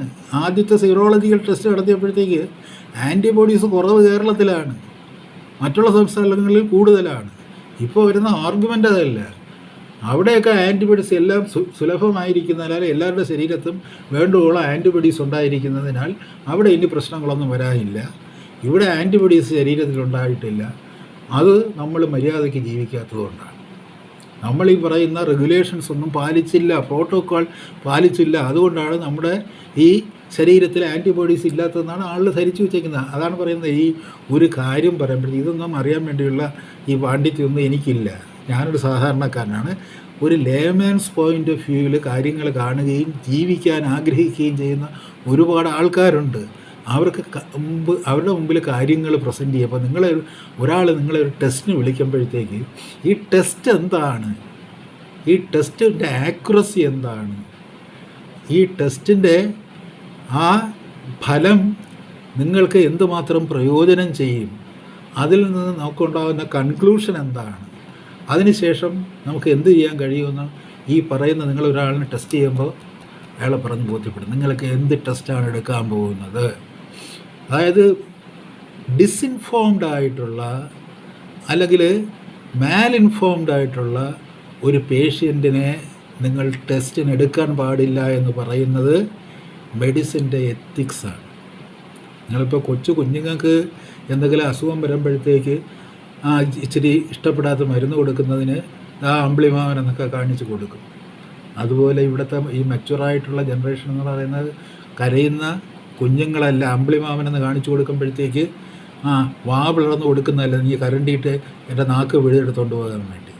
ഒരു ടെസ്റ്റ് നടത്തുമ്പോഴത്തേക്ക് ആ ടെസ്റ്റിൻ്റെ ആക്യുറസി എന്താണെന്നുള്ളത്, how accurate the result is, അതിൽ നിന്നൊരു ഇൻഫെക്ഷൻ നിങ്ങൾക്ക് കണ്ടെത്താൻ പറ്റും. PCR പോലും ഇൻഫെക്ഷൻ കണ്ടെത്തുന്നതിന് വേണ്ടിയുള്ളതല്ല. At the maximum you may locate a strand of virus, of any virus. It may or may not be the virus of SARS-CoV-2. ഒരു RNA strand, വൈറസിൻ്റെ ഒരു RNA സ്ട്രാൻഡ് നിങ്ങൾക്ക് ലൊക്കേറ്റ് ചെയ്യാൻ പറ്റും ഈ ടെസ്റ്റുകളിലൂടെ. അല്ലാതെ നിങ്ങൾക്ക് ഇത്രയും ഫാസ്റ്റായിട്ട് പോകുന്ന ഈ ടെസ്റ്റുകളിലൂടെ, ഈ ടെസ്റ്റുകളിലൂടെ ഒന്നും കണ്ടെത്താൻ പറ്റില്ല. നിങ്ങൾ ഒരു ദിവസം 2 ലക്ഷം പേർക്ക് ടെസ്റ്റ് കൊടുക്കുമ്പോൾ നിങ്ങൾ എത്ര ആളുകളോട് പറയും നിങ്ങളുടെ ശരീരത്തിൽ നിന്ന് എടുക്കുന്നത് ഒരു RNA സ്ട്രാൻഡ് ആയിരിക്കും നമ്മൾ കാണുന്നത്. പിന്നെ നമ്മളത് PCR വെച്ച് ആണെന്ന് വെച്ചാൽ അതിന് പിന്നെ വേറെ ഒരുപാട് പ്രോസസ്സിങ് ഉണ്ട്. എന്നാലേ അതിൻ്റെ വൈറൽ ലോഡ് കണ്ടെത്താൻ പറ്റൂ. എന്നാലും അത് ഇൻഫെക്ഷൻ ട്രേസ് ചെയ്യാനുള്ളതല്ല. ആൻറ്റിജനിലാണെങ്കിൽ അത് ഏതായാലും നമ്മുടെ മുഖ്യമന്ത്രിയെ പോലെ തന്നെയാണ്. ചങ്കും മത്തങ്ങയും എന്ന് പറയുന്ന പോലെ രണ്ടും തിരിച്ചറിയാൻ വയ്യാത്ത പോലെ ഉള്ളൊരു ടെസ്റ്റാണ് ആൻറ്റിജൻ എന്ന് പറയുന്നത്. അതായത് ജലദോഷത്തിൻ്റെ വൈറസ് ഏത്, ഇതിൻ്റെ SARS-CoV-2 വൈറസ് ഏത് എന്ന് കണ്ടാൽ അതിന് ഒരു ലക്ഷണങ്ങളുണ്ട്. അത് തമ്മിൽ തിരിച്ചറിയാൻ വലിയ പാടാണ്. അത് തിരിച്ചറിയാൻ വേണ്ടിയിട്ടാണ് ഈ മറ്റേ PCR ടെസ്റ്റ് നടത്തുന്നത്. ഇതിലത് തിരിച്ചറിയാൻ പറ്റില്ല. ഏതെങ്കിലും ഒരു വൈറൽ സ്ട്രാൻഡ് കണ്ടു കഴിഞ്ഞാൽ ഉടനെ അത് SARS-CoV-2 ആണെന്ന് പറഞ്ഞിട്ട് 22,000 പേർക്ക് കോവിഡ് ആണെന്ന് പ്രഖ്യാപിക്കുന്ന ഒരു മുഖ്യമന്ത്രി ഒരു സംസ്ഥാനത്തുണ്ടായിരിക്കുക എന്ന് പറയുന്നത് ആ സംസ്ഥാനത്തിൻ്റെ സാംസ്കാരിക ജീവിതത്തിന് ഏൽക്കുന്ന ഏറ്റവും വലിയ പ്രഹരമാണ്. ഏതെങ്കിലും അങ്ങനെ ഒരു RNA സ്ട്രാൻഡ് കണ്ടാൽ അത് നിങ്ങൾ പോസിറ്റീവ് ആകുന്നില്ല. സാഴ്സിന് പോസിറ്റീവ് ആകുന്നില്ല. നിങ്ങൾക്ക് ജലദോഷത്തിന് പോസിറ്റീവ് ആകാം, അല്ലെങ്കിൽ വേറെ ഏതെങ്കിലും ടെസ്റ്റിന് പോസിറ്റീവ് ആകാം. അതിൻ്റെ കൂട്ടത്തിൽ ഇപ്പോൾ H1N1 കൂടെ നോക്കുന്നുണ്ടെന്ന് പറഞ്ഞിട്ടുണ്ടല്ലോ. HIV പോസിറ്റിവിറ്റിയും വേണമെങ്കിൽ നിങ്ങൾ കാണുന്ന ഏതെങ്കിലും ഇതിനകത്തൂടെ വരാനുണ്ട്. അപ്പോൾ ഒരു ഇൻഫെക്ഷൻ എന്ന് പറയുന്നത് ആദ്യമെന്ന് വെച്ചാൽ presence of a viral strand എന്ന് പറയുമ്പോഴത്തേക്ക് അതൊരു ഇൻഫെക്ഷൻ ആകുന്നില്ല. നിങ്ങൾക്ക് ഇൻഫെക്ഷൻ ട്രേസ് ചെയ്യാൻ പറ്റില്ല. അപ്പോൾ അതാണ് അതിൻ്റെ അവസ്ഥയെന്ന് നിങ്ങൾ ഓരോ ടെസ്റ്റിന് ഇരയാകുന്ന ഓരോ ആളിനോടും അറിയാവുന്ന ഭാഷയിൽ, അവർക്ക് മനസ്സിലാകുന്ന ഭാഷയിൽ പറഞ്ഞു കൊടുക്കാൻ ബാധ്യസ്ഥരാണ്. നിങ്ങളത് ചെയ്യുന്നില്ല. ചെയ്യാതെ നിങ്ങൾ ഇത്രയധികം ടെസ്റ്റുകൾ നടത്തുന്നു, ദിവസം പ്രതി ഒരുപാട് രൂപ കൊള്ള ചെയ്യുന്നു. പൊതു മുതൽ ജനങ്ങളിൽ നിന്ന് കൊള്ള ചെയ്യാനായിട്ട് നിങ്ങളും പ്രൈവറ്റ് ഹോസ്പിറ്റൽസും കൂടി നടപ്പിലാക്കിയിരിക്കുന്ന ഒരു പദ്ധതിയാണ്. ദിവസം 2 ലക്ഷം വരെ പരിശോധിക്കുക എന്ന് പറയുന്നത്. അത് നിങ്ങൾ ചെയ്തുകൊണ്ടേയിരിക്കുന്നു. 2 ലക്ഷം പേരെ കൊള്ള ചെയ്യുന്നു ദിവസം നിങ്ങൾ. അവരുടെ പറഞ്ഞില്ലേ, അവരുടെ ആത്മവീര്യത്തെ അസ്ഥിരപ്പെടുത്തുകയും അവരുടെ ജീവിക്കാനുള്ള ആസക്തിയിൽ നിശ്ചലതകൾ സൃഷ്ടിക്കുകയും ചെയ്യുന്ന ഒരു പ്രവർത്തനമാണ് നിങ്ങളുടെ ഈ ടെസ്റ്റിംഗ് എന്ന് പറയുന്നത്. വെച്ചാൽ വാട്ട് ഈസ് ഗോയിങ് ഓൺ എന്നുള്ളതിനെക്കുറിച്ച് ഈ ടെസ്റ്റിന് വിധേയനാകുന്ന ആളിന് അറിഞ്ഞേകൂടാ എന്താണ് പ്രശ്നം എന്നുള്ളത്. അത് കഴിഞ്ഞിട്ട് നിങ്ങളെ സ്ഥിരീകരിച്ചു, നിങ്ങൾക്ക് രോഗം സ്ഥിരീകരിച്ചു. എങ്ങനെയാണ്? ഒരു by mere presence of a strand how can you confirm the disease? അത് നേരത്തെ പറഞ്ഞ കാര്യം, അതൊക്കെ പോട്ടെ. ഇപ്പോൾ വന്നിരിക്കുന്നത് ഇതാണ്. സീറോളജിക്കൽ സർവേ എന്ന് പറയുന്നതാണ് ഏറ്റവും ഒടുവിൽ CDCയുടെയും FADയുടെയും WHO ഏറ്റവും ഒടുവിലത്തെ അടവെന്ന് തന്നെ പറയണം. മറ്റേ ടെസ്റ്റുകളിൽ നിന്നൊക്കെ അവർ സ്വാഭാവികമായിട്ട് പിൻവാങ്ങി കഴിഞ്ഞു. അതിനെപ്പറ്റിയൊന്നും ഇപ്പോൾ മിണ്ടുന്നില്ല. ഇപ്പോൾ അവർ പറയുന്നതെന്ന് പറഞ്ഞാൽ പണ്ട് മടക്കി വെച്ചതാണ് ഈ ആൻറ്റിബോഡീസ് ടെസ്റ്റ്. അതായത് ആദ്യം ഇന്ത്യയിൽ തുടങ്ങി വെച്ച ടെസ്റ്റ് ഏതായിരുന്നു? ഈ സീറോളജിക്കൽ ടെസ്റ്റാണ്, ആൻറ്റിബോഡീസ് ടെസ്റ്റാണ് തുടങ്ങി വെച്ചത്. ചൈനീസ് കിറ്റുകൾ വാങ്ങി ആൻറ്റിബോഡീസ് ടെസ്റ്റ് തുടങ്ങി വെച്ചിട്ട് ചില കമ്പനികൾ വഴിയാണ് അത് വാങ്ങിയത്. ആ കമ്പനികളുമായിട്ട് ബാർഗെയിനിങ്ങിൽ തർക്കമുണ്ടായപ്പോഴത്തേക്ക് ഈ ആൻറ്റിബോഡീസ് ടെസ്റ്റ് കിറ്റ് തിരിച്ചു കൊടുത്തിട്ട് ആൻറ്റിബോഡീസ് ടെസ്റ്റ് ഇതിന് പറ്റിയതല്ല എന്നൊരു പ്രഖ്യാപനം ഉണ്ടായി. അത് ശൈലജ ടീച്ചർ ഇത് മാറി പറഞ്ഞിട്ടുണ്ട്. ആദ്യം ആൻറ്റിബോഡീസ് ടെസ്റ്റാണ് വേണ്ടതെന്ന് ശൈലജ ടീച്ചർ പറഞ്ഞിട്ടുണ്ട്. രണ്ടാമത് ഇതാണ് വേണ്ടതെന്ന് പറഞ്ഞിട്ട്. അത് ടീച്ചറിൻ്റെ കുറ്റമല്ല. ടീച്ചറിനെ സംബന്ധിച്ചിടത്തോളം ടീച്ചർ ഇതിൽ ഈ പറഞ്ഞാൽ ഇതിൻ്റെ അപ്പർ സ്ട്രക്ചേഴ്സിൽ ഇരിക്കുന്നവർ എന്തോ വലിയ വിദഗ്ധന്മാരാണെന്നുള്ളൊരു ധാരണയിൽ പറയുന്നതാണ്. അപ്പോൾ ആൻറ്റിബോഡീസ് ടെസ്റ്റ് എന്തിനുള്ളതാണ്, what is the purpose of the antibodies test എന്ന് ഇന്ന് ചോദിക്കുമ്പോൾ നിങ്ങൾക്ക് പണ്ട് രോഗം വന്നിട്ടുണ്ടോ, എപ്പോഴെങ്കിലും രോഗം വന്നിട്ടുണ്ടോ എന്നറിയുന്നതിന് ആണ് പ്രധാനമായിട്ടും അത് പ്രയോജനപ്പെടുന്നത്. ആദ്യം അങ്ങനെയല്ല പറഞ്ഞത്, നിങ്ങൾക്ക് രോഗമുണ്ടോ എന്ന് കണ്ടുപിടിക്കാനെന്നാണ് പറഞ്ഞത്. അങ്ങനെയാണ് ഈ ടെസ്റ്റ് കൊണ്ടുവന്നത്. അത് തട്ടിപ്പാണെന്ന് ഇപ്പോൾ നിങ്ങൾ പരസ്യമായി സമ്മതിക്കുകയാണ്. ഇപ്പോൾ ICMR പരസ്യമായിട്ട് സമ്മതിക്കുകയാണ് ഇത് രോഗം ഡിറ്റക്റ്റ് ചെയ്യാൻ വേണ്ടിയുള്ളതല്ല, ടു സ്പെസിഫൈ ദി പ്രിവലൻസ് വ്യക്തമാക്കാൻ വേണ്ടി സവിശേഷമായിട്ട് ഒരു ഏരിയയിൽ കുറേ ആൾക്കാർക്ക് അല്ലെങ്കിൽ സ്പെസിഫിക്കായിട്ട് ഒരു ഏരിയയിൽ അല്ലെങ്കിൽ ഒരു വ്യക്തിക്ക് ബ്ലഡ് ടെസ്റ്റ് ചെയ്തിട്ട് ബ്ലഡിൻ്റെ ഏറ്റവും ഇതായിട്ടുള്ള നേർമയുള്ള ഒരു ഭാഗം നിങ്ങൾ എടുത്തുകൊണ്ട് പോയിട്ട് അതിൽ ആൻറ്റിബോഡീസ് ഉണ്ടോ, അതായത് ഈ ഇമ്മ്യൂണോഗ്ലോബുലിൻസ് എന്ന് പറയുന്ന മറ്റതിൻ്റെ പ്രോട്ടീൻ കൊമ്പുകളെ മടക്കി കൊടുക്കുന്ന ഒരു ഇമ്മ്യൂണോഗ്ലോബുലിൻ ഉണ്ടോ, അതിനെ പൂട്ടുന്ന ഇമ്മ്യൂണോഗ്ലോബുലിൻ നിങ്ങളുടെ ശരീരത്തുണ്ടോന്നോ. ആ ഇമ്മ്യൂണോഗ്ലോബുലിൻ നിങ്ങളുടെ ശരീരത്തുണ്ടാകണമെങ്കിൽ അത് വിജിലൻ്റായിട്ട് ഇപ്പോഴും അവിടെ നിൽക്കണമെന്നുണ്ടെങ്കിൽ, അത് ജാഗരൂകമായിട്ട് ഇപ്പോഴും നിങ്ങളുടെ ശരീരത്തിൽ നിൽക്കണമെന്നുണ്ടെങ്കിൽ നിങ്ങൾക്ക് മുൻപ് ഈ രോഗം വന്നിരിക്കണം. അപ്പോൾ മുൻപ് ഈ രോഗം വന്നാൽ there is some kind of vigil in the part of the IgG or the immunoglobulin G, that is the particular antibody for SARS-CoV-2. SARS-CoV-2 എന്നുള്ള പർട്ടിക്കുലർ ആയിട്ടുള്ള ആൻറ്റിബോഡിയാണത്. ആ ആൻറ്റിബോഡി, ആ പർട്ടിക്കുലർ ആൻറ്റിബോഡി നിങ്ങളുടെ ശരീരത്തിലുണ്ടെങ്കിൽ you will have a certain degree of immunity and you are immune to SARS. അതുകൊണ്ടാണ് പറയുന്നത് അവിടെ 73 പേർ ഈ SARS പോസിറ്റീവായിട്ടോ ഇൻഫെക്റ്റഡ് ആയിട്ടോ വന്നിട്ടുണ്ട്. 73%. എവിടെ? രാജസ്ഥാനിൽ. ഇവിടെ അതിൻ്റെ പെർസെൻറ്റേജ് 46%. പെർസെൻറ്റേജ് കണക്കാക്കുക വെച്ചാൽ ടോട്ടൽ പോപ്പുലേഷൻ ഒന്നും എടുത്തിട്ടില്ല. ഒരു പ്രത്യേക സെഗ്മെൻറ്റ് ഓഫ് പീപ്പിൾ എടുക്കും, പ്രത്യേക നമ്പർ ഓഫ് പീപ്പിൾ എടുക്കും, അതിൻ്റെ ശരാശരി എടുക്കും, പിന്നെ അതിൻ്റെ ശതമാനം എടുക്കും. അങ്ങനെയൊക്കെ ചെയ്യുന്നതാണ് ഈ ശതമാനം ഉണ്ടാക്കുന്നത്. അപ്പോൾ ഒരു 10,000 പേര് ടെസ്റ്റ് ചെയ്യുമ്പോഴത്തേക്ക് എത്ര പേരിൽ ഇത് കണ്ടു എന്നുള്ളതിൻ്റെ അടിസ്ഥാനത്തിൽ ഒരു ഏരിയയുടെ ഒരു പ്രത്യേകത അനുസരിച്ച് അതിൽ ഹെർഡ് ലിവിങ് ആണെങ്കിൽ അവിടുത്തെ ഒരു പ്രത്യേകത അനുസരിച്ച് എത്ര ഉണ്ടാവും എന്നുള്ളത് കണക്കാക്കാൻ പറ്റും. അവിടെ ഇമ്മ്യൂണിറ്റി കൂടുതലായിരിക്കും ഹെർഡായിരിക്കുന്നിടത്ത്. അതായത് എന്താണ്, അതായത് കൂട്ടമായി ജീവിക്കുന്ന ആൾക്കാരുടെ കൂട്ടം കൂട്ടിയിട്ട് ഇപ്പോൾ ചേരികളിൽ അല്ലെങ്കിൽ ചില സ്ഥലങ്ങളിൽ കൂട്ടമായിട്ട് ജീവിക്കുന്നുണ്ട്. അവരിലെല്ലാം ഈ പറയുന്ന പോലെ ആൻറ്റിബോഡീസ് കാണുകയാണെന്നുണ്ടെങ്കിൽ ആ ആൻറ്റിബോഡീസ് കുറേ കൂടെ ഇതായിരിക്കും, കുറേ കൂടെ പവർഫുൾ ആയിരിക്കും. അവിടെ എളുപ്പത്തിൽ വ്യാപിക്കാൻ പറ്റില്ല, അതായത് ഒന്നിന്ന് മറ്റൊന്നിലേക്ക് പടരാൻ പറ്റില്ല. എന്ന് വെച്ചാൽ ഇവിടെ നിന്ന് ചാടി അപ്പുറത്തോട്ട് ചെല്ലുമ്പോഴത്തേക്ക് അവിടെയും ഈ തരത്തിൽ റെസിസ്റ്റൻസ് ഉണ്ട്. അടുത്തടുത്ത് താമസിക്കുന്നവർക്കെല്ലാം ഈ ആൻറ്റിബോഡീസ് അവരുടെ ശരീരത്തുണ്ട്. അവർക്കെല്ലാം ഇത് വന്നു പോയിട്ടുണ്ടെങ്കിൽ അവരുടെ ശരീരത്തെല്ലാം ഈ ആൻറ്റിബോഡീസ് ഉണ്ടെന്നുണ്ടെങ്കിൽ ഇപ്പോൾ അകലെയുള്ള ഒരാളുടെ അടുത്ത് പോയിട്ട് ഇത് സാഴ്സ് പകരുന്നത് പോലെ അല്ല, പെട്ടെന്ന് പകരാൻ പറ്റില്ല, ഒരു റെസിസ്റ്റൻസ് വരും. ആ ഒരു ഇമ്മ്യൂണിറ്റി ഒരു ഹേർഡായിട്ട് താമസിക്കുമ്പോൾ വരുന്നൊരു ഇമ്മ്യൂണിറ്റി, അതായത് ഒരിക്കൽ വന്നു പോയവർക്ക് ഉണ്ടാകുന്ന ഒരു ഹെർഡ് ഇമ്മ്യൂണിറ്റി, ഒരു പ്രത്യേകതരം ഹെർഡ് ഇമ്മ്യൂണിറ്റി ഉണ്ട്. ആ ഇമ്മ്യൂണിറ്റി ബാക്കിയുള്ള സ്ഥലങ്ങളുണ്ടാകണമെന്നില്ല. ആളുകൾ ചിതറി ജീവിക്കുന്നിടത്ത് നിങ്ങൾക്ക് ഇത് ഒരാൾക്കുണ്ടായി എന്നുള്ളത് കൊണ്ട് അത് അടുത്തുള്ള ഒരാൾക്ക് ഉണ്ടായിക്കൂടാന്നില്ല. അപ്പോൾ അവിടെ മറ്റിടത്ത് സാധ്യത വളരെ കുറവാണ് ഹെർഡ് ഇമ്മ്യൂണിറ്റി ഉള്ളിടത്ത്. അപ്പോൾ ഇതൊരു ഇമ്മ്യൂണിറ്റിയുടെ ഒരു സൈനായിട്ടാണ് ഇപ്പോൾ കാണുന്നത്. നിങ്ങൾക്കിത് വന്നു പോയിട്ടുണ്ട്. വന്നു പോയതുകൊണ്ട് എന്ത് സംഭവിച്ചിരിക്കുന്നു? നിങ്ങളുടെ ഈ ഇമ്മ്യൂണോഗ്ലോബുലിൻ ആക്റ്റീവായി അതിനെ റെസിസ്റ്റ് ചെയ്യും. ഇനി വന്നാലും റെസിസ്റ്റ് ചെയ്യും എന്നുള്ളൊരു അവസ്ഥയുണ്ട്. അങ്ങനെ വരുമ്പോൾ എന്താണ്, ഇവിടെ 46% പേർക്ക് എന്ന് പറയുമ്പോഴത്തേക്ക് കേരളത്തിലാണ് ഏറ്റവും ലോവസ്റ്റ് ആയിട്ടുള്ള ഈ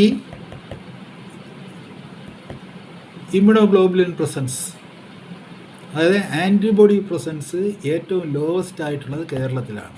അതിൻ്റെ അർത്ഥം എന്താണ്? ഏറ്റവും ലോവസ്റ്റ് പോസിറ്റിവിറ്റി കേരളത്തിലാണ്. ഏറ്റവും ഒടുവിൽ ICMR നടത്തിയ സീറോളജിക്കൽ സർവേ അനുസരിച്ച് ഏറ്റവും കുറഞ്ഞ പോസിറ്റിവിറ്റി വെച്ചാൽ നിങ്ങളുടെ ശരീരത്തിൽ ഒരു സാധനം, ഈ സാഴ്സിൻ്റെ സാധനം പ്രവേശിക്കുമ്പോഴാണ് ഈ റെസിസ്റ്റൻസ് ഇവിടെ ഉണ്ടായി വരുന്നത്, ആൻറ്റിബോഡി ഉണ്ടായി വരുന്നത്. അങ്ങനെ ആൻറ്റിബോഡികൾ ഏറ്റവും കുറവായിട്ടുള്ളത് കേരളത്തിലാണെന്ന് പറഞ്ഞു കഴിഞ്ഞാൽ ഏറ്റവും പോസിറ്റിവിറ്റി കുറവായ സംസ്ഥാനമാണ് കേരളം എന്നാണ് അതിൻ്റെ അർത്ഥം. അപ്പോൾ ഇതിന് സമാന്തരമായിട്ട് ഇദ്ദേഹം 2 ലക്ഷം ടെസ്റ്റ് നടത്തുമ്പോഴത്തേക്ക് ഏറ്റവും കൂടുതൽ പേർ ദിവസവും പോസിറ്റീവ് ആണെന്ന് വെളിപ്പെട്ടുകൊണ്ടിരിക്കുന്ന സംസ്ഥാനമാണ് കേരളം. മുണ്ടൻ വിജയൻ്റെ കണക്ക് 1, ICMRൻ്റെ പോളെന്നായിട്ട് പറഞ്ഞ ഒരു ഋഷിവര്യനാണ് ഇതിൻ്റെ കണക്ക് കൊടുക്കുന്നത്. അത് കണക്ക് തന്നെയാണ്. ഈ മുണ്ടൻ വിജയനും പോളും തമ്മിൽ വലിയ അകലമൊന്നുമില്ല, രണ്ടും ഒരേ ജനിസപ്പെടുന്ന ആളുകളാണ്. അപ്പോൾ ഈ പോളെന്ന് പറയുന്നൊരു ഭിഷഗ്വര ശ്രേഷ്ഠനാണ് ഇതിൻ്റെ കണക്ക് വയ്ക്കുമ്പോൾ അദ്ദേഹം ഈ അടുത്ത ജൂലൈയോ ആഗസ്റ്റ് മാസം ജൂൺ ജൂലൈയിലോ മറ്റോ ആണ് ഈ സീറോളജിക്കൽ സർവേ ഇന്ത്യയിലാകെ നടത്തിയത്. അതിൻ്റെ സാമ്പിൾസൊക്കെ എടുത്ത് അവർക്ക് അതിൻ്റേതായ ചില കാൽക്കുലേഷൻസും അതിൻ്റെ ഇതൊക്കെ ഉണ്ട്. ഞാൻ പറഞ്ഞില്ലേ, ഇത്ര പേരെ എടുക്കുന്നു, ഇത്ര പേരിൽ ഇത്ര, ഈ 10,000 പേരിൽ ഇത്രയെങ്കിൽ 1,00,000 പേരിൽ ഇത്ര, അങ്ങനെയൊക്കെയുള്ള കണക്കൊക്കെ ആയിരിക്കാം. അല്ലെങ്കിൽ പിന്നെ ശരാശരിയും ശതമാനവും എല്ലാം കൂടെയൊക്കെ കൂട്ടിയും കഴിച്ചും എല്ലാം കൂടെ എടുത്ത് വരുമ്പോഴത്തേക്ക് കേരളത്തിലാണ് പോസിറ്റിവിറ്റി ഏറ്റവും കുറവ്. നിങ്ങൾ സമ്മതിക്കുന്നുണ്ടല്ലോ, ഇമ്മ്യൂണിറ്റി കേരളത്തിലെ ജനങ്ങൾക്ക് ഏറ്റവും ലോ ആണ്. എന്തുകൊണ്ടാണ്? ഈ പറഞ്ഞതുപോലെ നമ്മളെ ഇത് ബാധിച്ചിട്ടില്ല, ബാധിച്ചവർക്കാണ് ഇമ്മ്യൂണിറ്റി കൂടുതലായിട്ട് വരുന്നത്. അപ്പോൾ ഈ രോഗം ബാധിച്ചു എന്ന് പറഞ്ഞു കഴിഞ്ഞാൽ it is not confirmed, it is entered അതായത് it means that the virus has entered. ഈ SARS-CoV-2 വൈറസ് ചിലരുടെ ശരീരത്തിൽ പ്രവേശിച്ചിട്ടുണ്ട്. ആ പ്രവേശിച്ചവരെയാണ് നിങ്ങൾ പോസിറ്റീവ് എന്ന് പറയുന്നത്. അതിൻ്റെ അടിസ്ഥാനത്തിലാണ് നിങ്ങൾ ടെസ്റ്റ് പോസിറ്റിവിറ്റി റേറ്റ് ഉണ്ടാക്കുന്നത്. ആ ടെസ്റ്റ് പോസിറ്റിവിറ്റി റേറ്റ് ഇന്നത്തെ റേറ്റ് അനുസരിച്ച് കേരളം 13-ലും രാജസ്ഥാൻ 2-ലുമാണ് നിൽക്കുന്നത്. പക്ഷേ ഈ സീറോളജിക്കൽ സർവേ, അതായത് ഇതിപ്പോൾ കഴിഞ്ഞ ഈ ജൂലൈ മാസത്തിൽ കഥ നമുക്കറിയാം. ജൂലൈയിൽ നമ്മൾ തന്നെ ആയിരുന്നു എല്ലാത്തിനും മുമ്പേ തന്നത്. ഈ ജൂലൈ മാസവും ജൂൺ മാസമൊക്കെ ഉൾപ്പെടെയുള്ള ഒരു സീറോളജിക്കൽ സർവേ നടത്തിയിട്ടാണ് അവർ പറയുന്നത് കേരളത്തിൽ പോസിറ്റിവിറ്റി കുറവാണ്. സീറോളജിക്കൽ സർവേ അനുസരിച്ച് പോസിറ്റിവിറ്റി ലീസ്റ്റാണ് കേരളത്തിൽ, ഏറ്റവും കുറവ് കേരളത്തിലാണ് പോസിറ്റീവ്. വെച്ചാൽ കുറച്ച് പേരെ പോസിറ്റീവ് ആയിട്ടുള്ളൂ എന്നാണ് അവരുടെ സീറോളജിക്കൽ സർവേ. അവർ പറയുന്നത് അങ്ങനെ അതല്ല, പോസിറ്റീവ് ആയിട്ടുണ്ട്, കൂടുതൽ പേര് പോസിറ്റീവ് ആയിട്ടുണ്ടെങ്കിൽ അവരുടെ ശരീരത്തിൽ എന്ത് കാണണം? ഈ ആൻറ്റിബോഡീസ് കാണണം. ആൻറ്റിബോഡീസ് കാണാനില്ല. അപ്പോൾ ആൻറ്റിബോഡീസ് കാണാനില്ലാത്തത് കൊണ്ട് ഇവിടെ പോസിറ്റിവിറ്റി ഏറ്റവും കുറവാണ്. ജൂലൈ മാസത്തിലും പോസിറ്റിവിറ്റി ഏറ്റവും കുറവ് ഇവിടെയാണ്. പക്ഷേ ജൂലൈ മാസത്തിൽ പോസിറ്റിവിറ്റി ഏറ്റവും കൂടുതലെന്ന് ഈ മുണ്ടയിൽ വിജയൻ്റെ കണക്കനുസരിച്ച് ഏറ്റവും കൂടുതൽ എവിടെയാണ്? കേരളത്തിലാണ്. അത് 13-10 താഴോട്ട് വന്നിട്ടില്ല. അത് 10 മുകളിലോട്ട് പോയി 20 വരെയൊക്കെ പോയിട്ടുണ്ട് ഈ സമയത്തൊക്കെ. ഇന്നലെ 13 ആയിരുന്നു, 15, 16 വരെയൊക്കെ പോയിട്ടുണ്ട്. അപ്പോഴാണ് മറ്റുള്ളിടത്തൊക്കെ 2 ജൂലൈ മാസത്തിൽ ജൂണിലും ജൂലൈയിലൊക്കെ ആകുമ്പോഴത്തേക്ക് മറ്റുള്ള സംസ്ഥാനങ്ങളിലൊക്കെ ഇത് റിസീഡ് ചെയ്ത് പോസിറ്റിവിറ്റി അങ്ങ് താഴോട്ട് പോയിട്ടുണ്ട്. അതായത് മാറും, പോസിറ്റിവിറ്റി റേറ്റ് മാറും, സ്വാഭാവികമായിട്ട് മാറും. അപ്പോൾ ജൂൺ ജൂലൈ മാസങ്ങളിലെ സീറോളജിക്കൽ സർവേ അനുസരിച്ച് നമുക്ക് ലഭ്യമായ വിവരം അനുസരിച്ച് കേരളത്തിലെ പോസിറ്റിവിറ്റി ഏറ്റവും കുറവാണ്. പക്ഷേ മുണ്ടയിൽ വിജയൻ്റെ കണക്കനുസരിച്ച് കേരളത്തിലെ പോസിറ്റിവിറ്റി റേറ്റ് ഏറ്റവും കൂടുതലാണ്. ഇതിലേതാണ് കറക്റ്റ്? ഇതാണ് ഒരു പ്രശ്നമെന്ന് പറയുന്നത്. കാര്യം വെച്ച് കഴിഞ്ഞാൽ ഇതിനകത്ത് വേറെയും ഇതിൻ്റെ ഓരോ പടിപടിയായിട്ട് ഇതിൻ്റെ ഞാൻ വായിക്കാം. Serology test look for antibodies in ബ്ലഡിലുള്ള ആൻറ്റിബോഡീസിനെ ആണ് അതിനുവേണ്ടിയാണ് പരീക്ഷണം നടത്തുന്നത്. Serological test means a previous infection. അതായത് അതിൻ്റെ അർത്ഥം എന്താണെന്ന് വെച്ചാൽ മുൻപ് ഒരു ഇൻഫെക്ഷൻ, ഒരു SARS-CoV-2 ഇൻഫെക്ഷൻ ഉണ്ടെങ്കിൽ ആൻറ്റിബോഡീസ് അവിടെ ഉണ്ടാകൂ. 3, and antibodies are proteins that can fight infection. ഇൻഫെക്ഷനെ ചെറുത്ത് നിൽക്കാൻ കഴിയുന്ന പ്രോട്ടീൻസിനെയാണ് ആൻറ്റിബോഡീസ് എന്ന് പറയുന്നത്. People develop antibodies when their bodies immune system response to an infection. അതായത് നമ്മുടെ ഇമ്മ്യൂൺ സിസ്റ്റം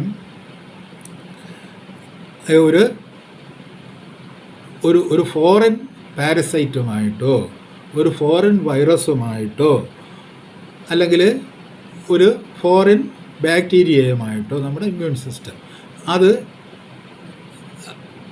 റെസ്പോണ്ട് ചെയ്യുന്ന എങ്ങനെയാണ്? When the virus enters or the bacteria enters our body, what happens?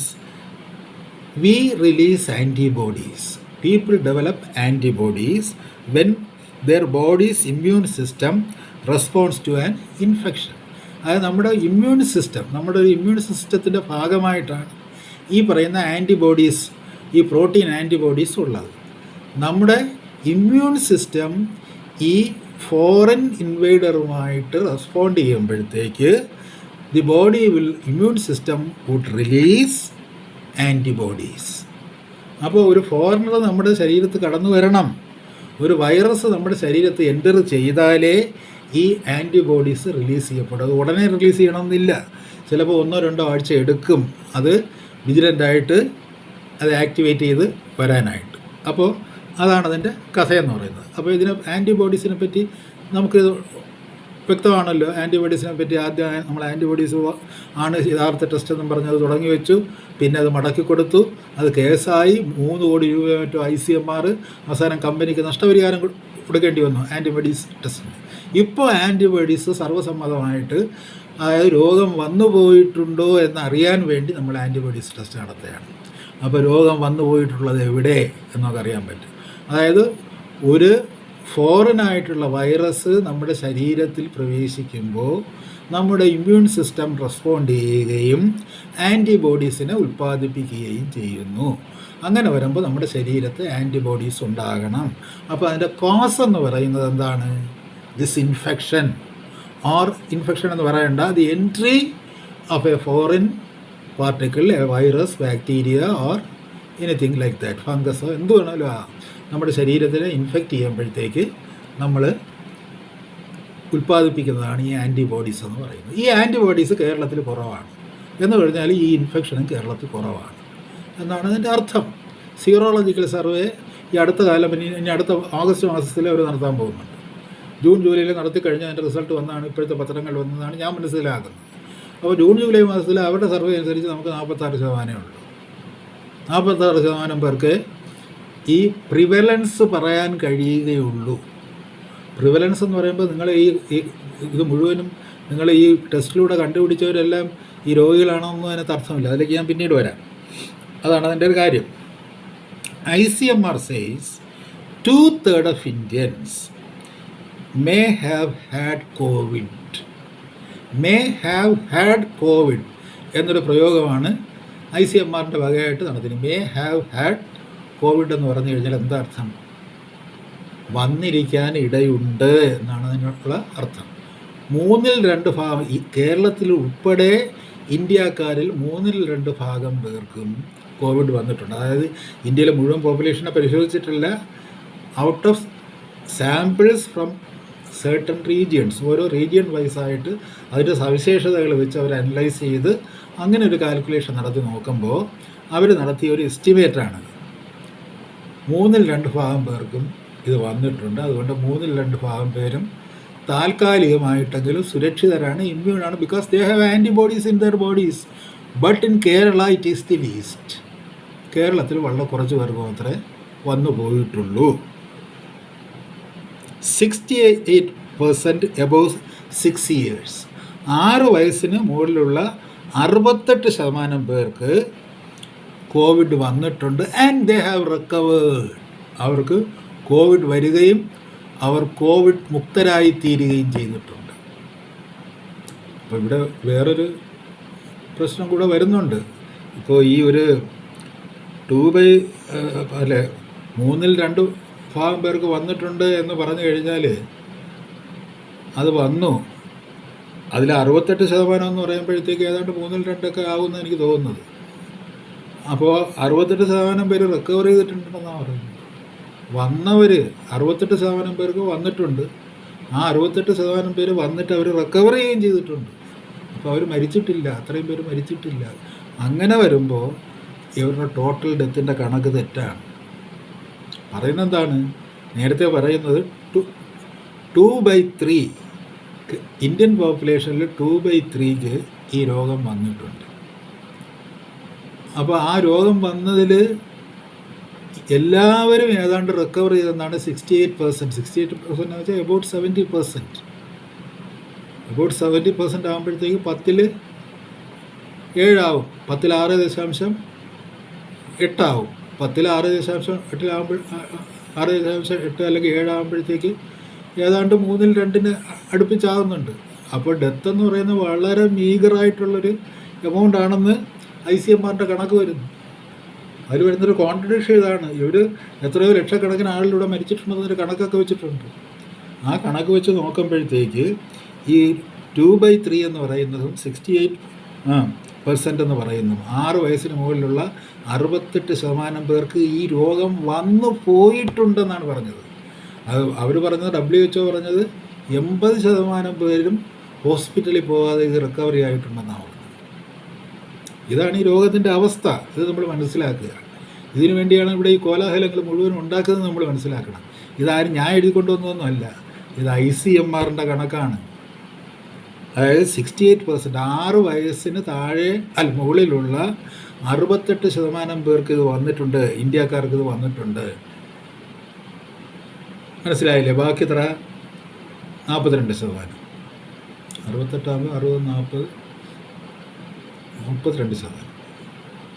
32%. 8, 2, 10, 6, 3, 9, 10. ബാക്കി 32% പേർക്ക് മാത്രമേ ഇനി ഇത് വരാനുള്ളൂ. അതുകൊണ്ട് 32% പേര് മാത്രമേ ഇമ്മ്യൂൺ അല്ലാതെ ഉള്ളൂ എന്നാണ് പറയുന്നത്. ആ 32%-ൽ ഏറിയ പങ്ക് കേരളത്തിലുള്ളവരാണെന്നും കൂടെ പറയുന്നുണ്ട്. ഇത് വരാത്ത ആൾക്കാർ. They are not immune. എന്തുകൊണ്ടാണ്? They were not infected, they were not positive. And this is the argument. Sero സർവേയുടെ ആർഗ്യുമെൻ്റ് ഇതാണ്. അതായത് ഒരു ഭാഗത്ത് നമ്മൾ ടെസ്റ്റ് നടത്തുന്നു, ആൻറ്റിജൻ ടെസ്റ്റ് നടത്തുന്നു. ഒരു ഭാഗത്ത് ഈ ആൻറ്റിബോഡീസ് ടെസ്റ്റ് തുടങ്ങിയിട്ട് നമ്മൾ വേണ്ടാന്നും പറഞ്ഞ് എറിഞ്ഞതിന് ശേഷം കേസ് കൊടുത്ത് 3 കോടി രൂപ നഷ്ടപരിഹാരവും കൊടുത്ത് നമുക്കിനി ആൻറ്റിബോഡീസ് വേണ്ടാന്ന് പറഞ്ഞു. ഇപ്പോൾ സീറോ സർവേ എന്നും പറഞ്ഞ് ആൻറ്റിബോഡി തന്നെ തിരിച്ചു കൊണ്ടുവരുന്നു.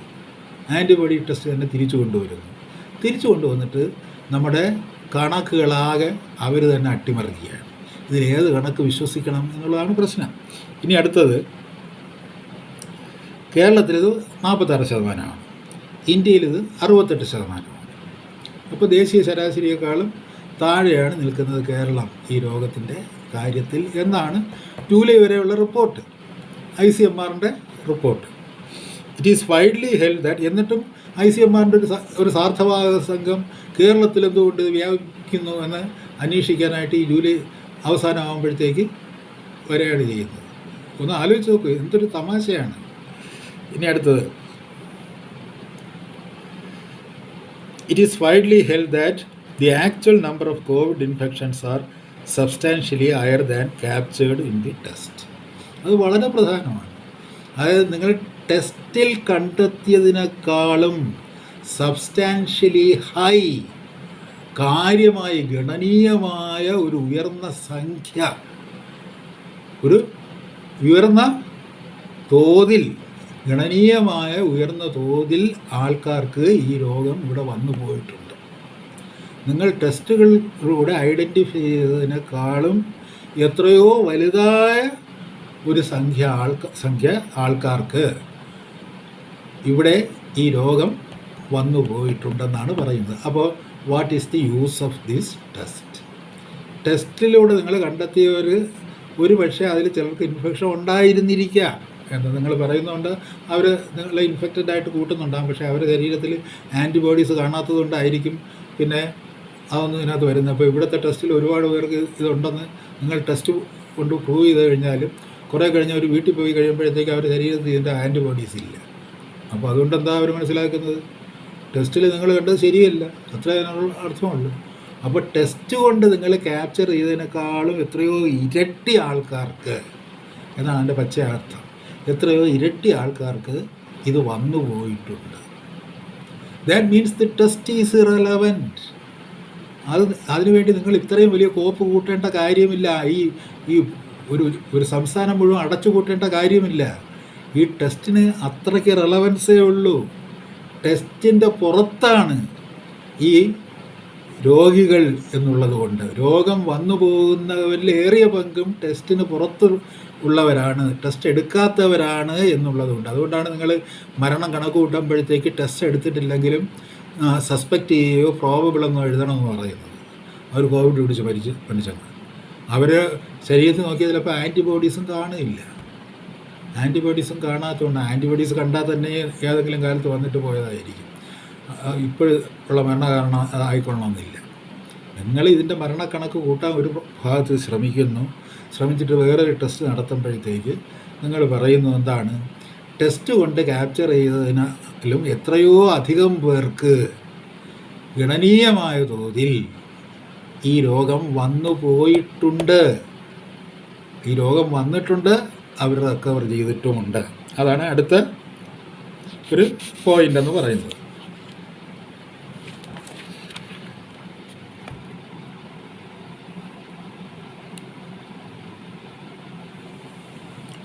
ഡ്യൂറിങ് ആൻ ഇനീഷ്യൽ ഇൻഫെക്ഷൻ, ഇത് ആദ്യം ഇൻഫെക്റ്റ് ചെയ്യുമ്പോൾ തന്നെ the body can produce specific IgG, immunoglobulin എന്ന് പറയുന്ന പ്രോട്ടീൻ.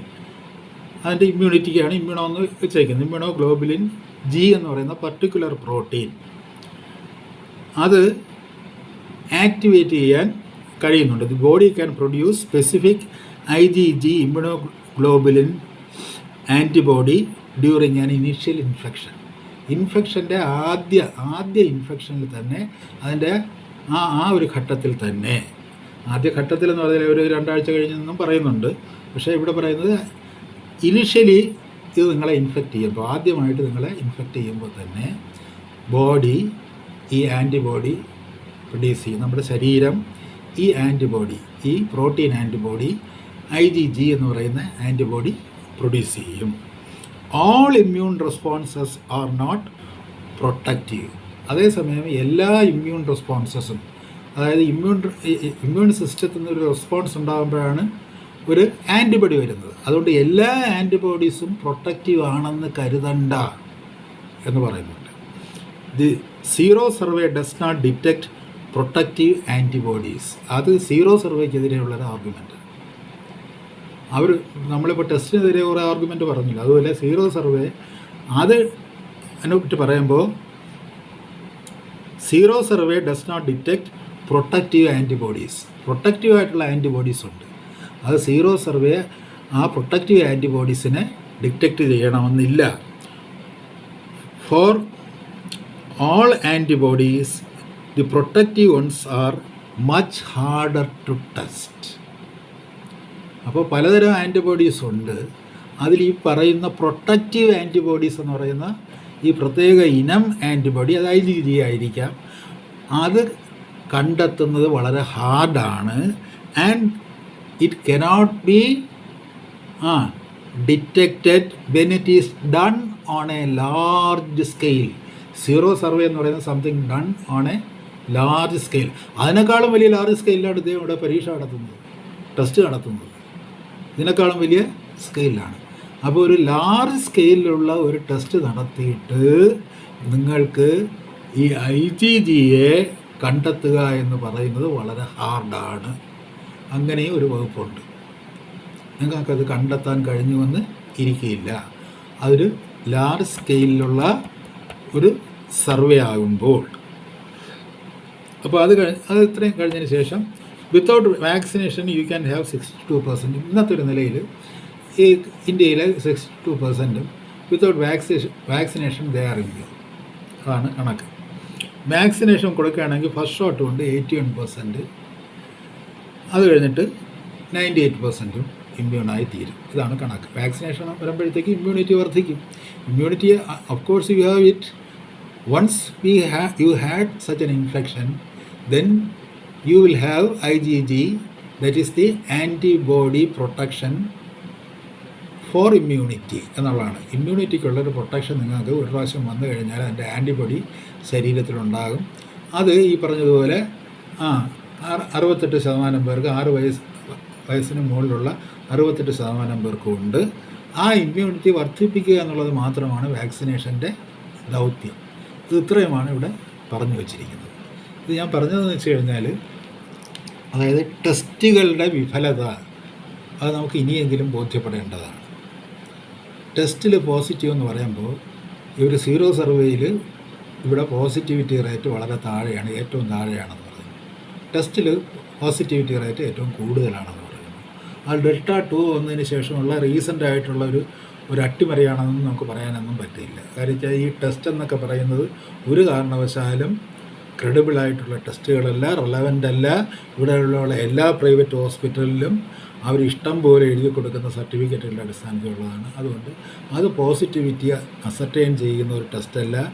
ഒരു ശരിക്കും സാഴ്സിയോ എന്ന് പറയുന്ന COV2 എന്ന് പറയുന്നതിൻ്റെ വൈറസ് നിങ്ങളുടെ ശരീരത്ത് പ്രവേശിച്ചിട്ടുണ്ട് എന്ന് പോലും സാക്ഷ്യപ്പെടുത്താൻ ശേഷിയുള്ള ഒരു ടെസ്റ്റല്ല ഇവിടെ കേരളത്തിൽ നടത്തിക്കൊണ്ടിരിക്കുന്നത്. ഒന്നാമത്തെ കാര്യം. രണ്ടാമത്തെ, സീറോ സർവേയിൽ അവർ പറയുന്നത് ഇവിടെ പോസിറ്റിവിറ്റി ഏറ്റവും കുറവാണെന്നുള്ളത്. അത് ഒരു പക്ഷേ ഇപ്പോൾ ജൂലൈ അവസാനമായപ്പോൾ കൂടിയിട്ടുണ്ടെന്ന് നിങ്ങൾ ആർഗ്യൂ ചെയ്താൽ പോലും ഇതിനകത്തും ഒരു ഇതുണ്ടെന്ന് പറയുന്നത്. അത് ലാർജ് സ്കെയിലിൽ ചെയ്യുമ്പോൾ അത് വളരെ പ്രധാനപ്പെട്ടൊരു പോയിൻ്റാണ്. ഒരു ടെസ്റ്റാണെങ്കിലും ലക്ഷക്കണക്കിന് ടെസ്റ്റ് ഒരു ദിവസം ചെയ്യുമ്പോഴേക്ക് ആ ടെസ്റ്റിൻ്റെ റിലയബിലിറ്റി ഇല്ലാതായി തീരുകയാണ്, കംപ്ലീറ്റ് അബോർട്ടഡാണ്. അതുപോലെ ഇവിടെ ലാർജ് സ്കെയിലിൽ ഈ സീറോ സർവൈലൻസ് നടത്തിയാലും, അതായത് IgG ടെസ്റ്റ് നടത്തിയാലും IgG ആൻറ്റിബോഡി കണ്ടെത്തുക വളരെ പ്രയാസകരമാണ് എന്നാണ് പറയുന്നത്. ഇതാണ് ഇതിനെപ്പറ്റി നിങ്ങൾ നൽകുന്ന ശാസ്ത്രീയമായ വസ്തുത. ഇനി IMA അഭിപ്രായം പറയട്ടെ. സ്കൂൾ തുറക്കണമെന്ന് പറയുന്നത് നിങ്ങളുടെ ഔദാര്യമാണോ? നമ്മൾ മൂക്ക് കെട്ടി നടക്കേണ്ടതുണ്ടോ? നമ്മൾ ഡിസ്റ്റൻസ് പാലിക്കേണ്ടതുണ്ടോ എന്നൊക്കെ ഇനി നിങ്ങൾ പറയണം. കാര്യം വെച്ച് കഴിഞ്ഞാൽ ഇതിൽ നിങ്ങൾ പരസ്പര വിരുദ്ധമായിട്ടുള്ള കാര്യങ്ങളാണ് മുഴുവനും പറഞ്ഞുകൊണ്ടിരിക്കുന്നത്. അതുകൊണ്ട് നമ്മൾ ഈ തരത്തിലുള്ളൊരു രോഗം അത്ര മാരകമല്ല എന്നുള്ളൊരു കാര്യം ഉറപ്പാണ്. കാര്യം വെച്ച് കഴിഞ്ഞാൽ എല്ലാ ടെസ്റ്റിലും ഏകകണ്ഠമായിട്ട് പറയുന്നത് ഇത് നമ്മളറിയാതെ വന്നു പോയിട്ടുള്ളൊരു രോഗമാണ്. ഒട്ടുമിക്കവാറും ടെസ്റ്റ് കൊണ്ട് നിങ്ങൾ ഐഡൻറ്റിഫൈ ചെയ്യാതെ ഒട്ടനവധി പേർക്ക് അല്ലെങ്കിൽ അതിലും എത്രയോ ഇരട്ടി പേർക്ക് വന്നു പോകുന്നൊരു രോഗമാണ്. ഹെർഡ് ഇമ്മ്യൂണിറ്റി ഉണ്ട്. അങ്ങനെയൊക്കെ ഉള്ളൊരു സാഹചര്യത്തിൽ നമ്മൾ ഈ പറയുന്നത് പോലെ ഈ തരത്തിൽ ഈ മുണ്ടയിൽ വിജയന് ചില സാമ്പത്തിക ദുരാഗ്രഹങ്ങളെ തൃപ്തിപ്പെടുത്താൻ വേണ്ടി അദ്ദേഹം ഉണ്ടാക്കി വച്ചിരിക്കുന്ന സാമ്പത്തിക കരാറുകളെ തൃപ്തിപ്പെടുത്താൻ വേണ്ടി ഈ ജനങ്ങൾ ഈ ദുരന്തം എത്ര കാലം സഹിക്കണം എന്നുള്ളതിനെ പറ്റിയുള്ളൊരു ആലോചന വളരെ കൃത്യമായും ഈ സാഹചര്യത്തിൽ ആവശ്യമായി വരുന്നു.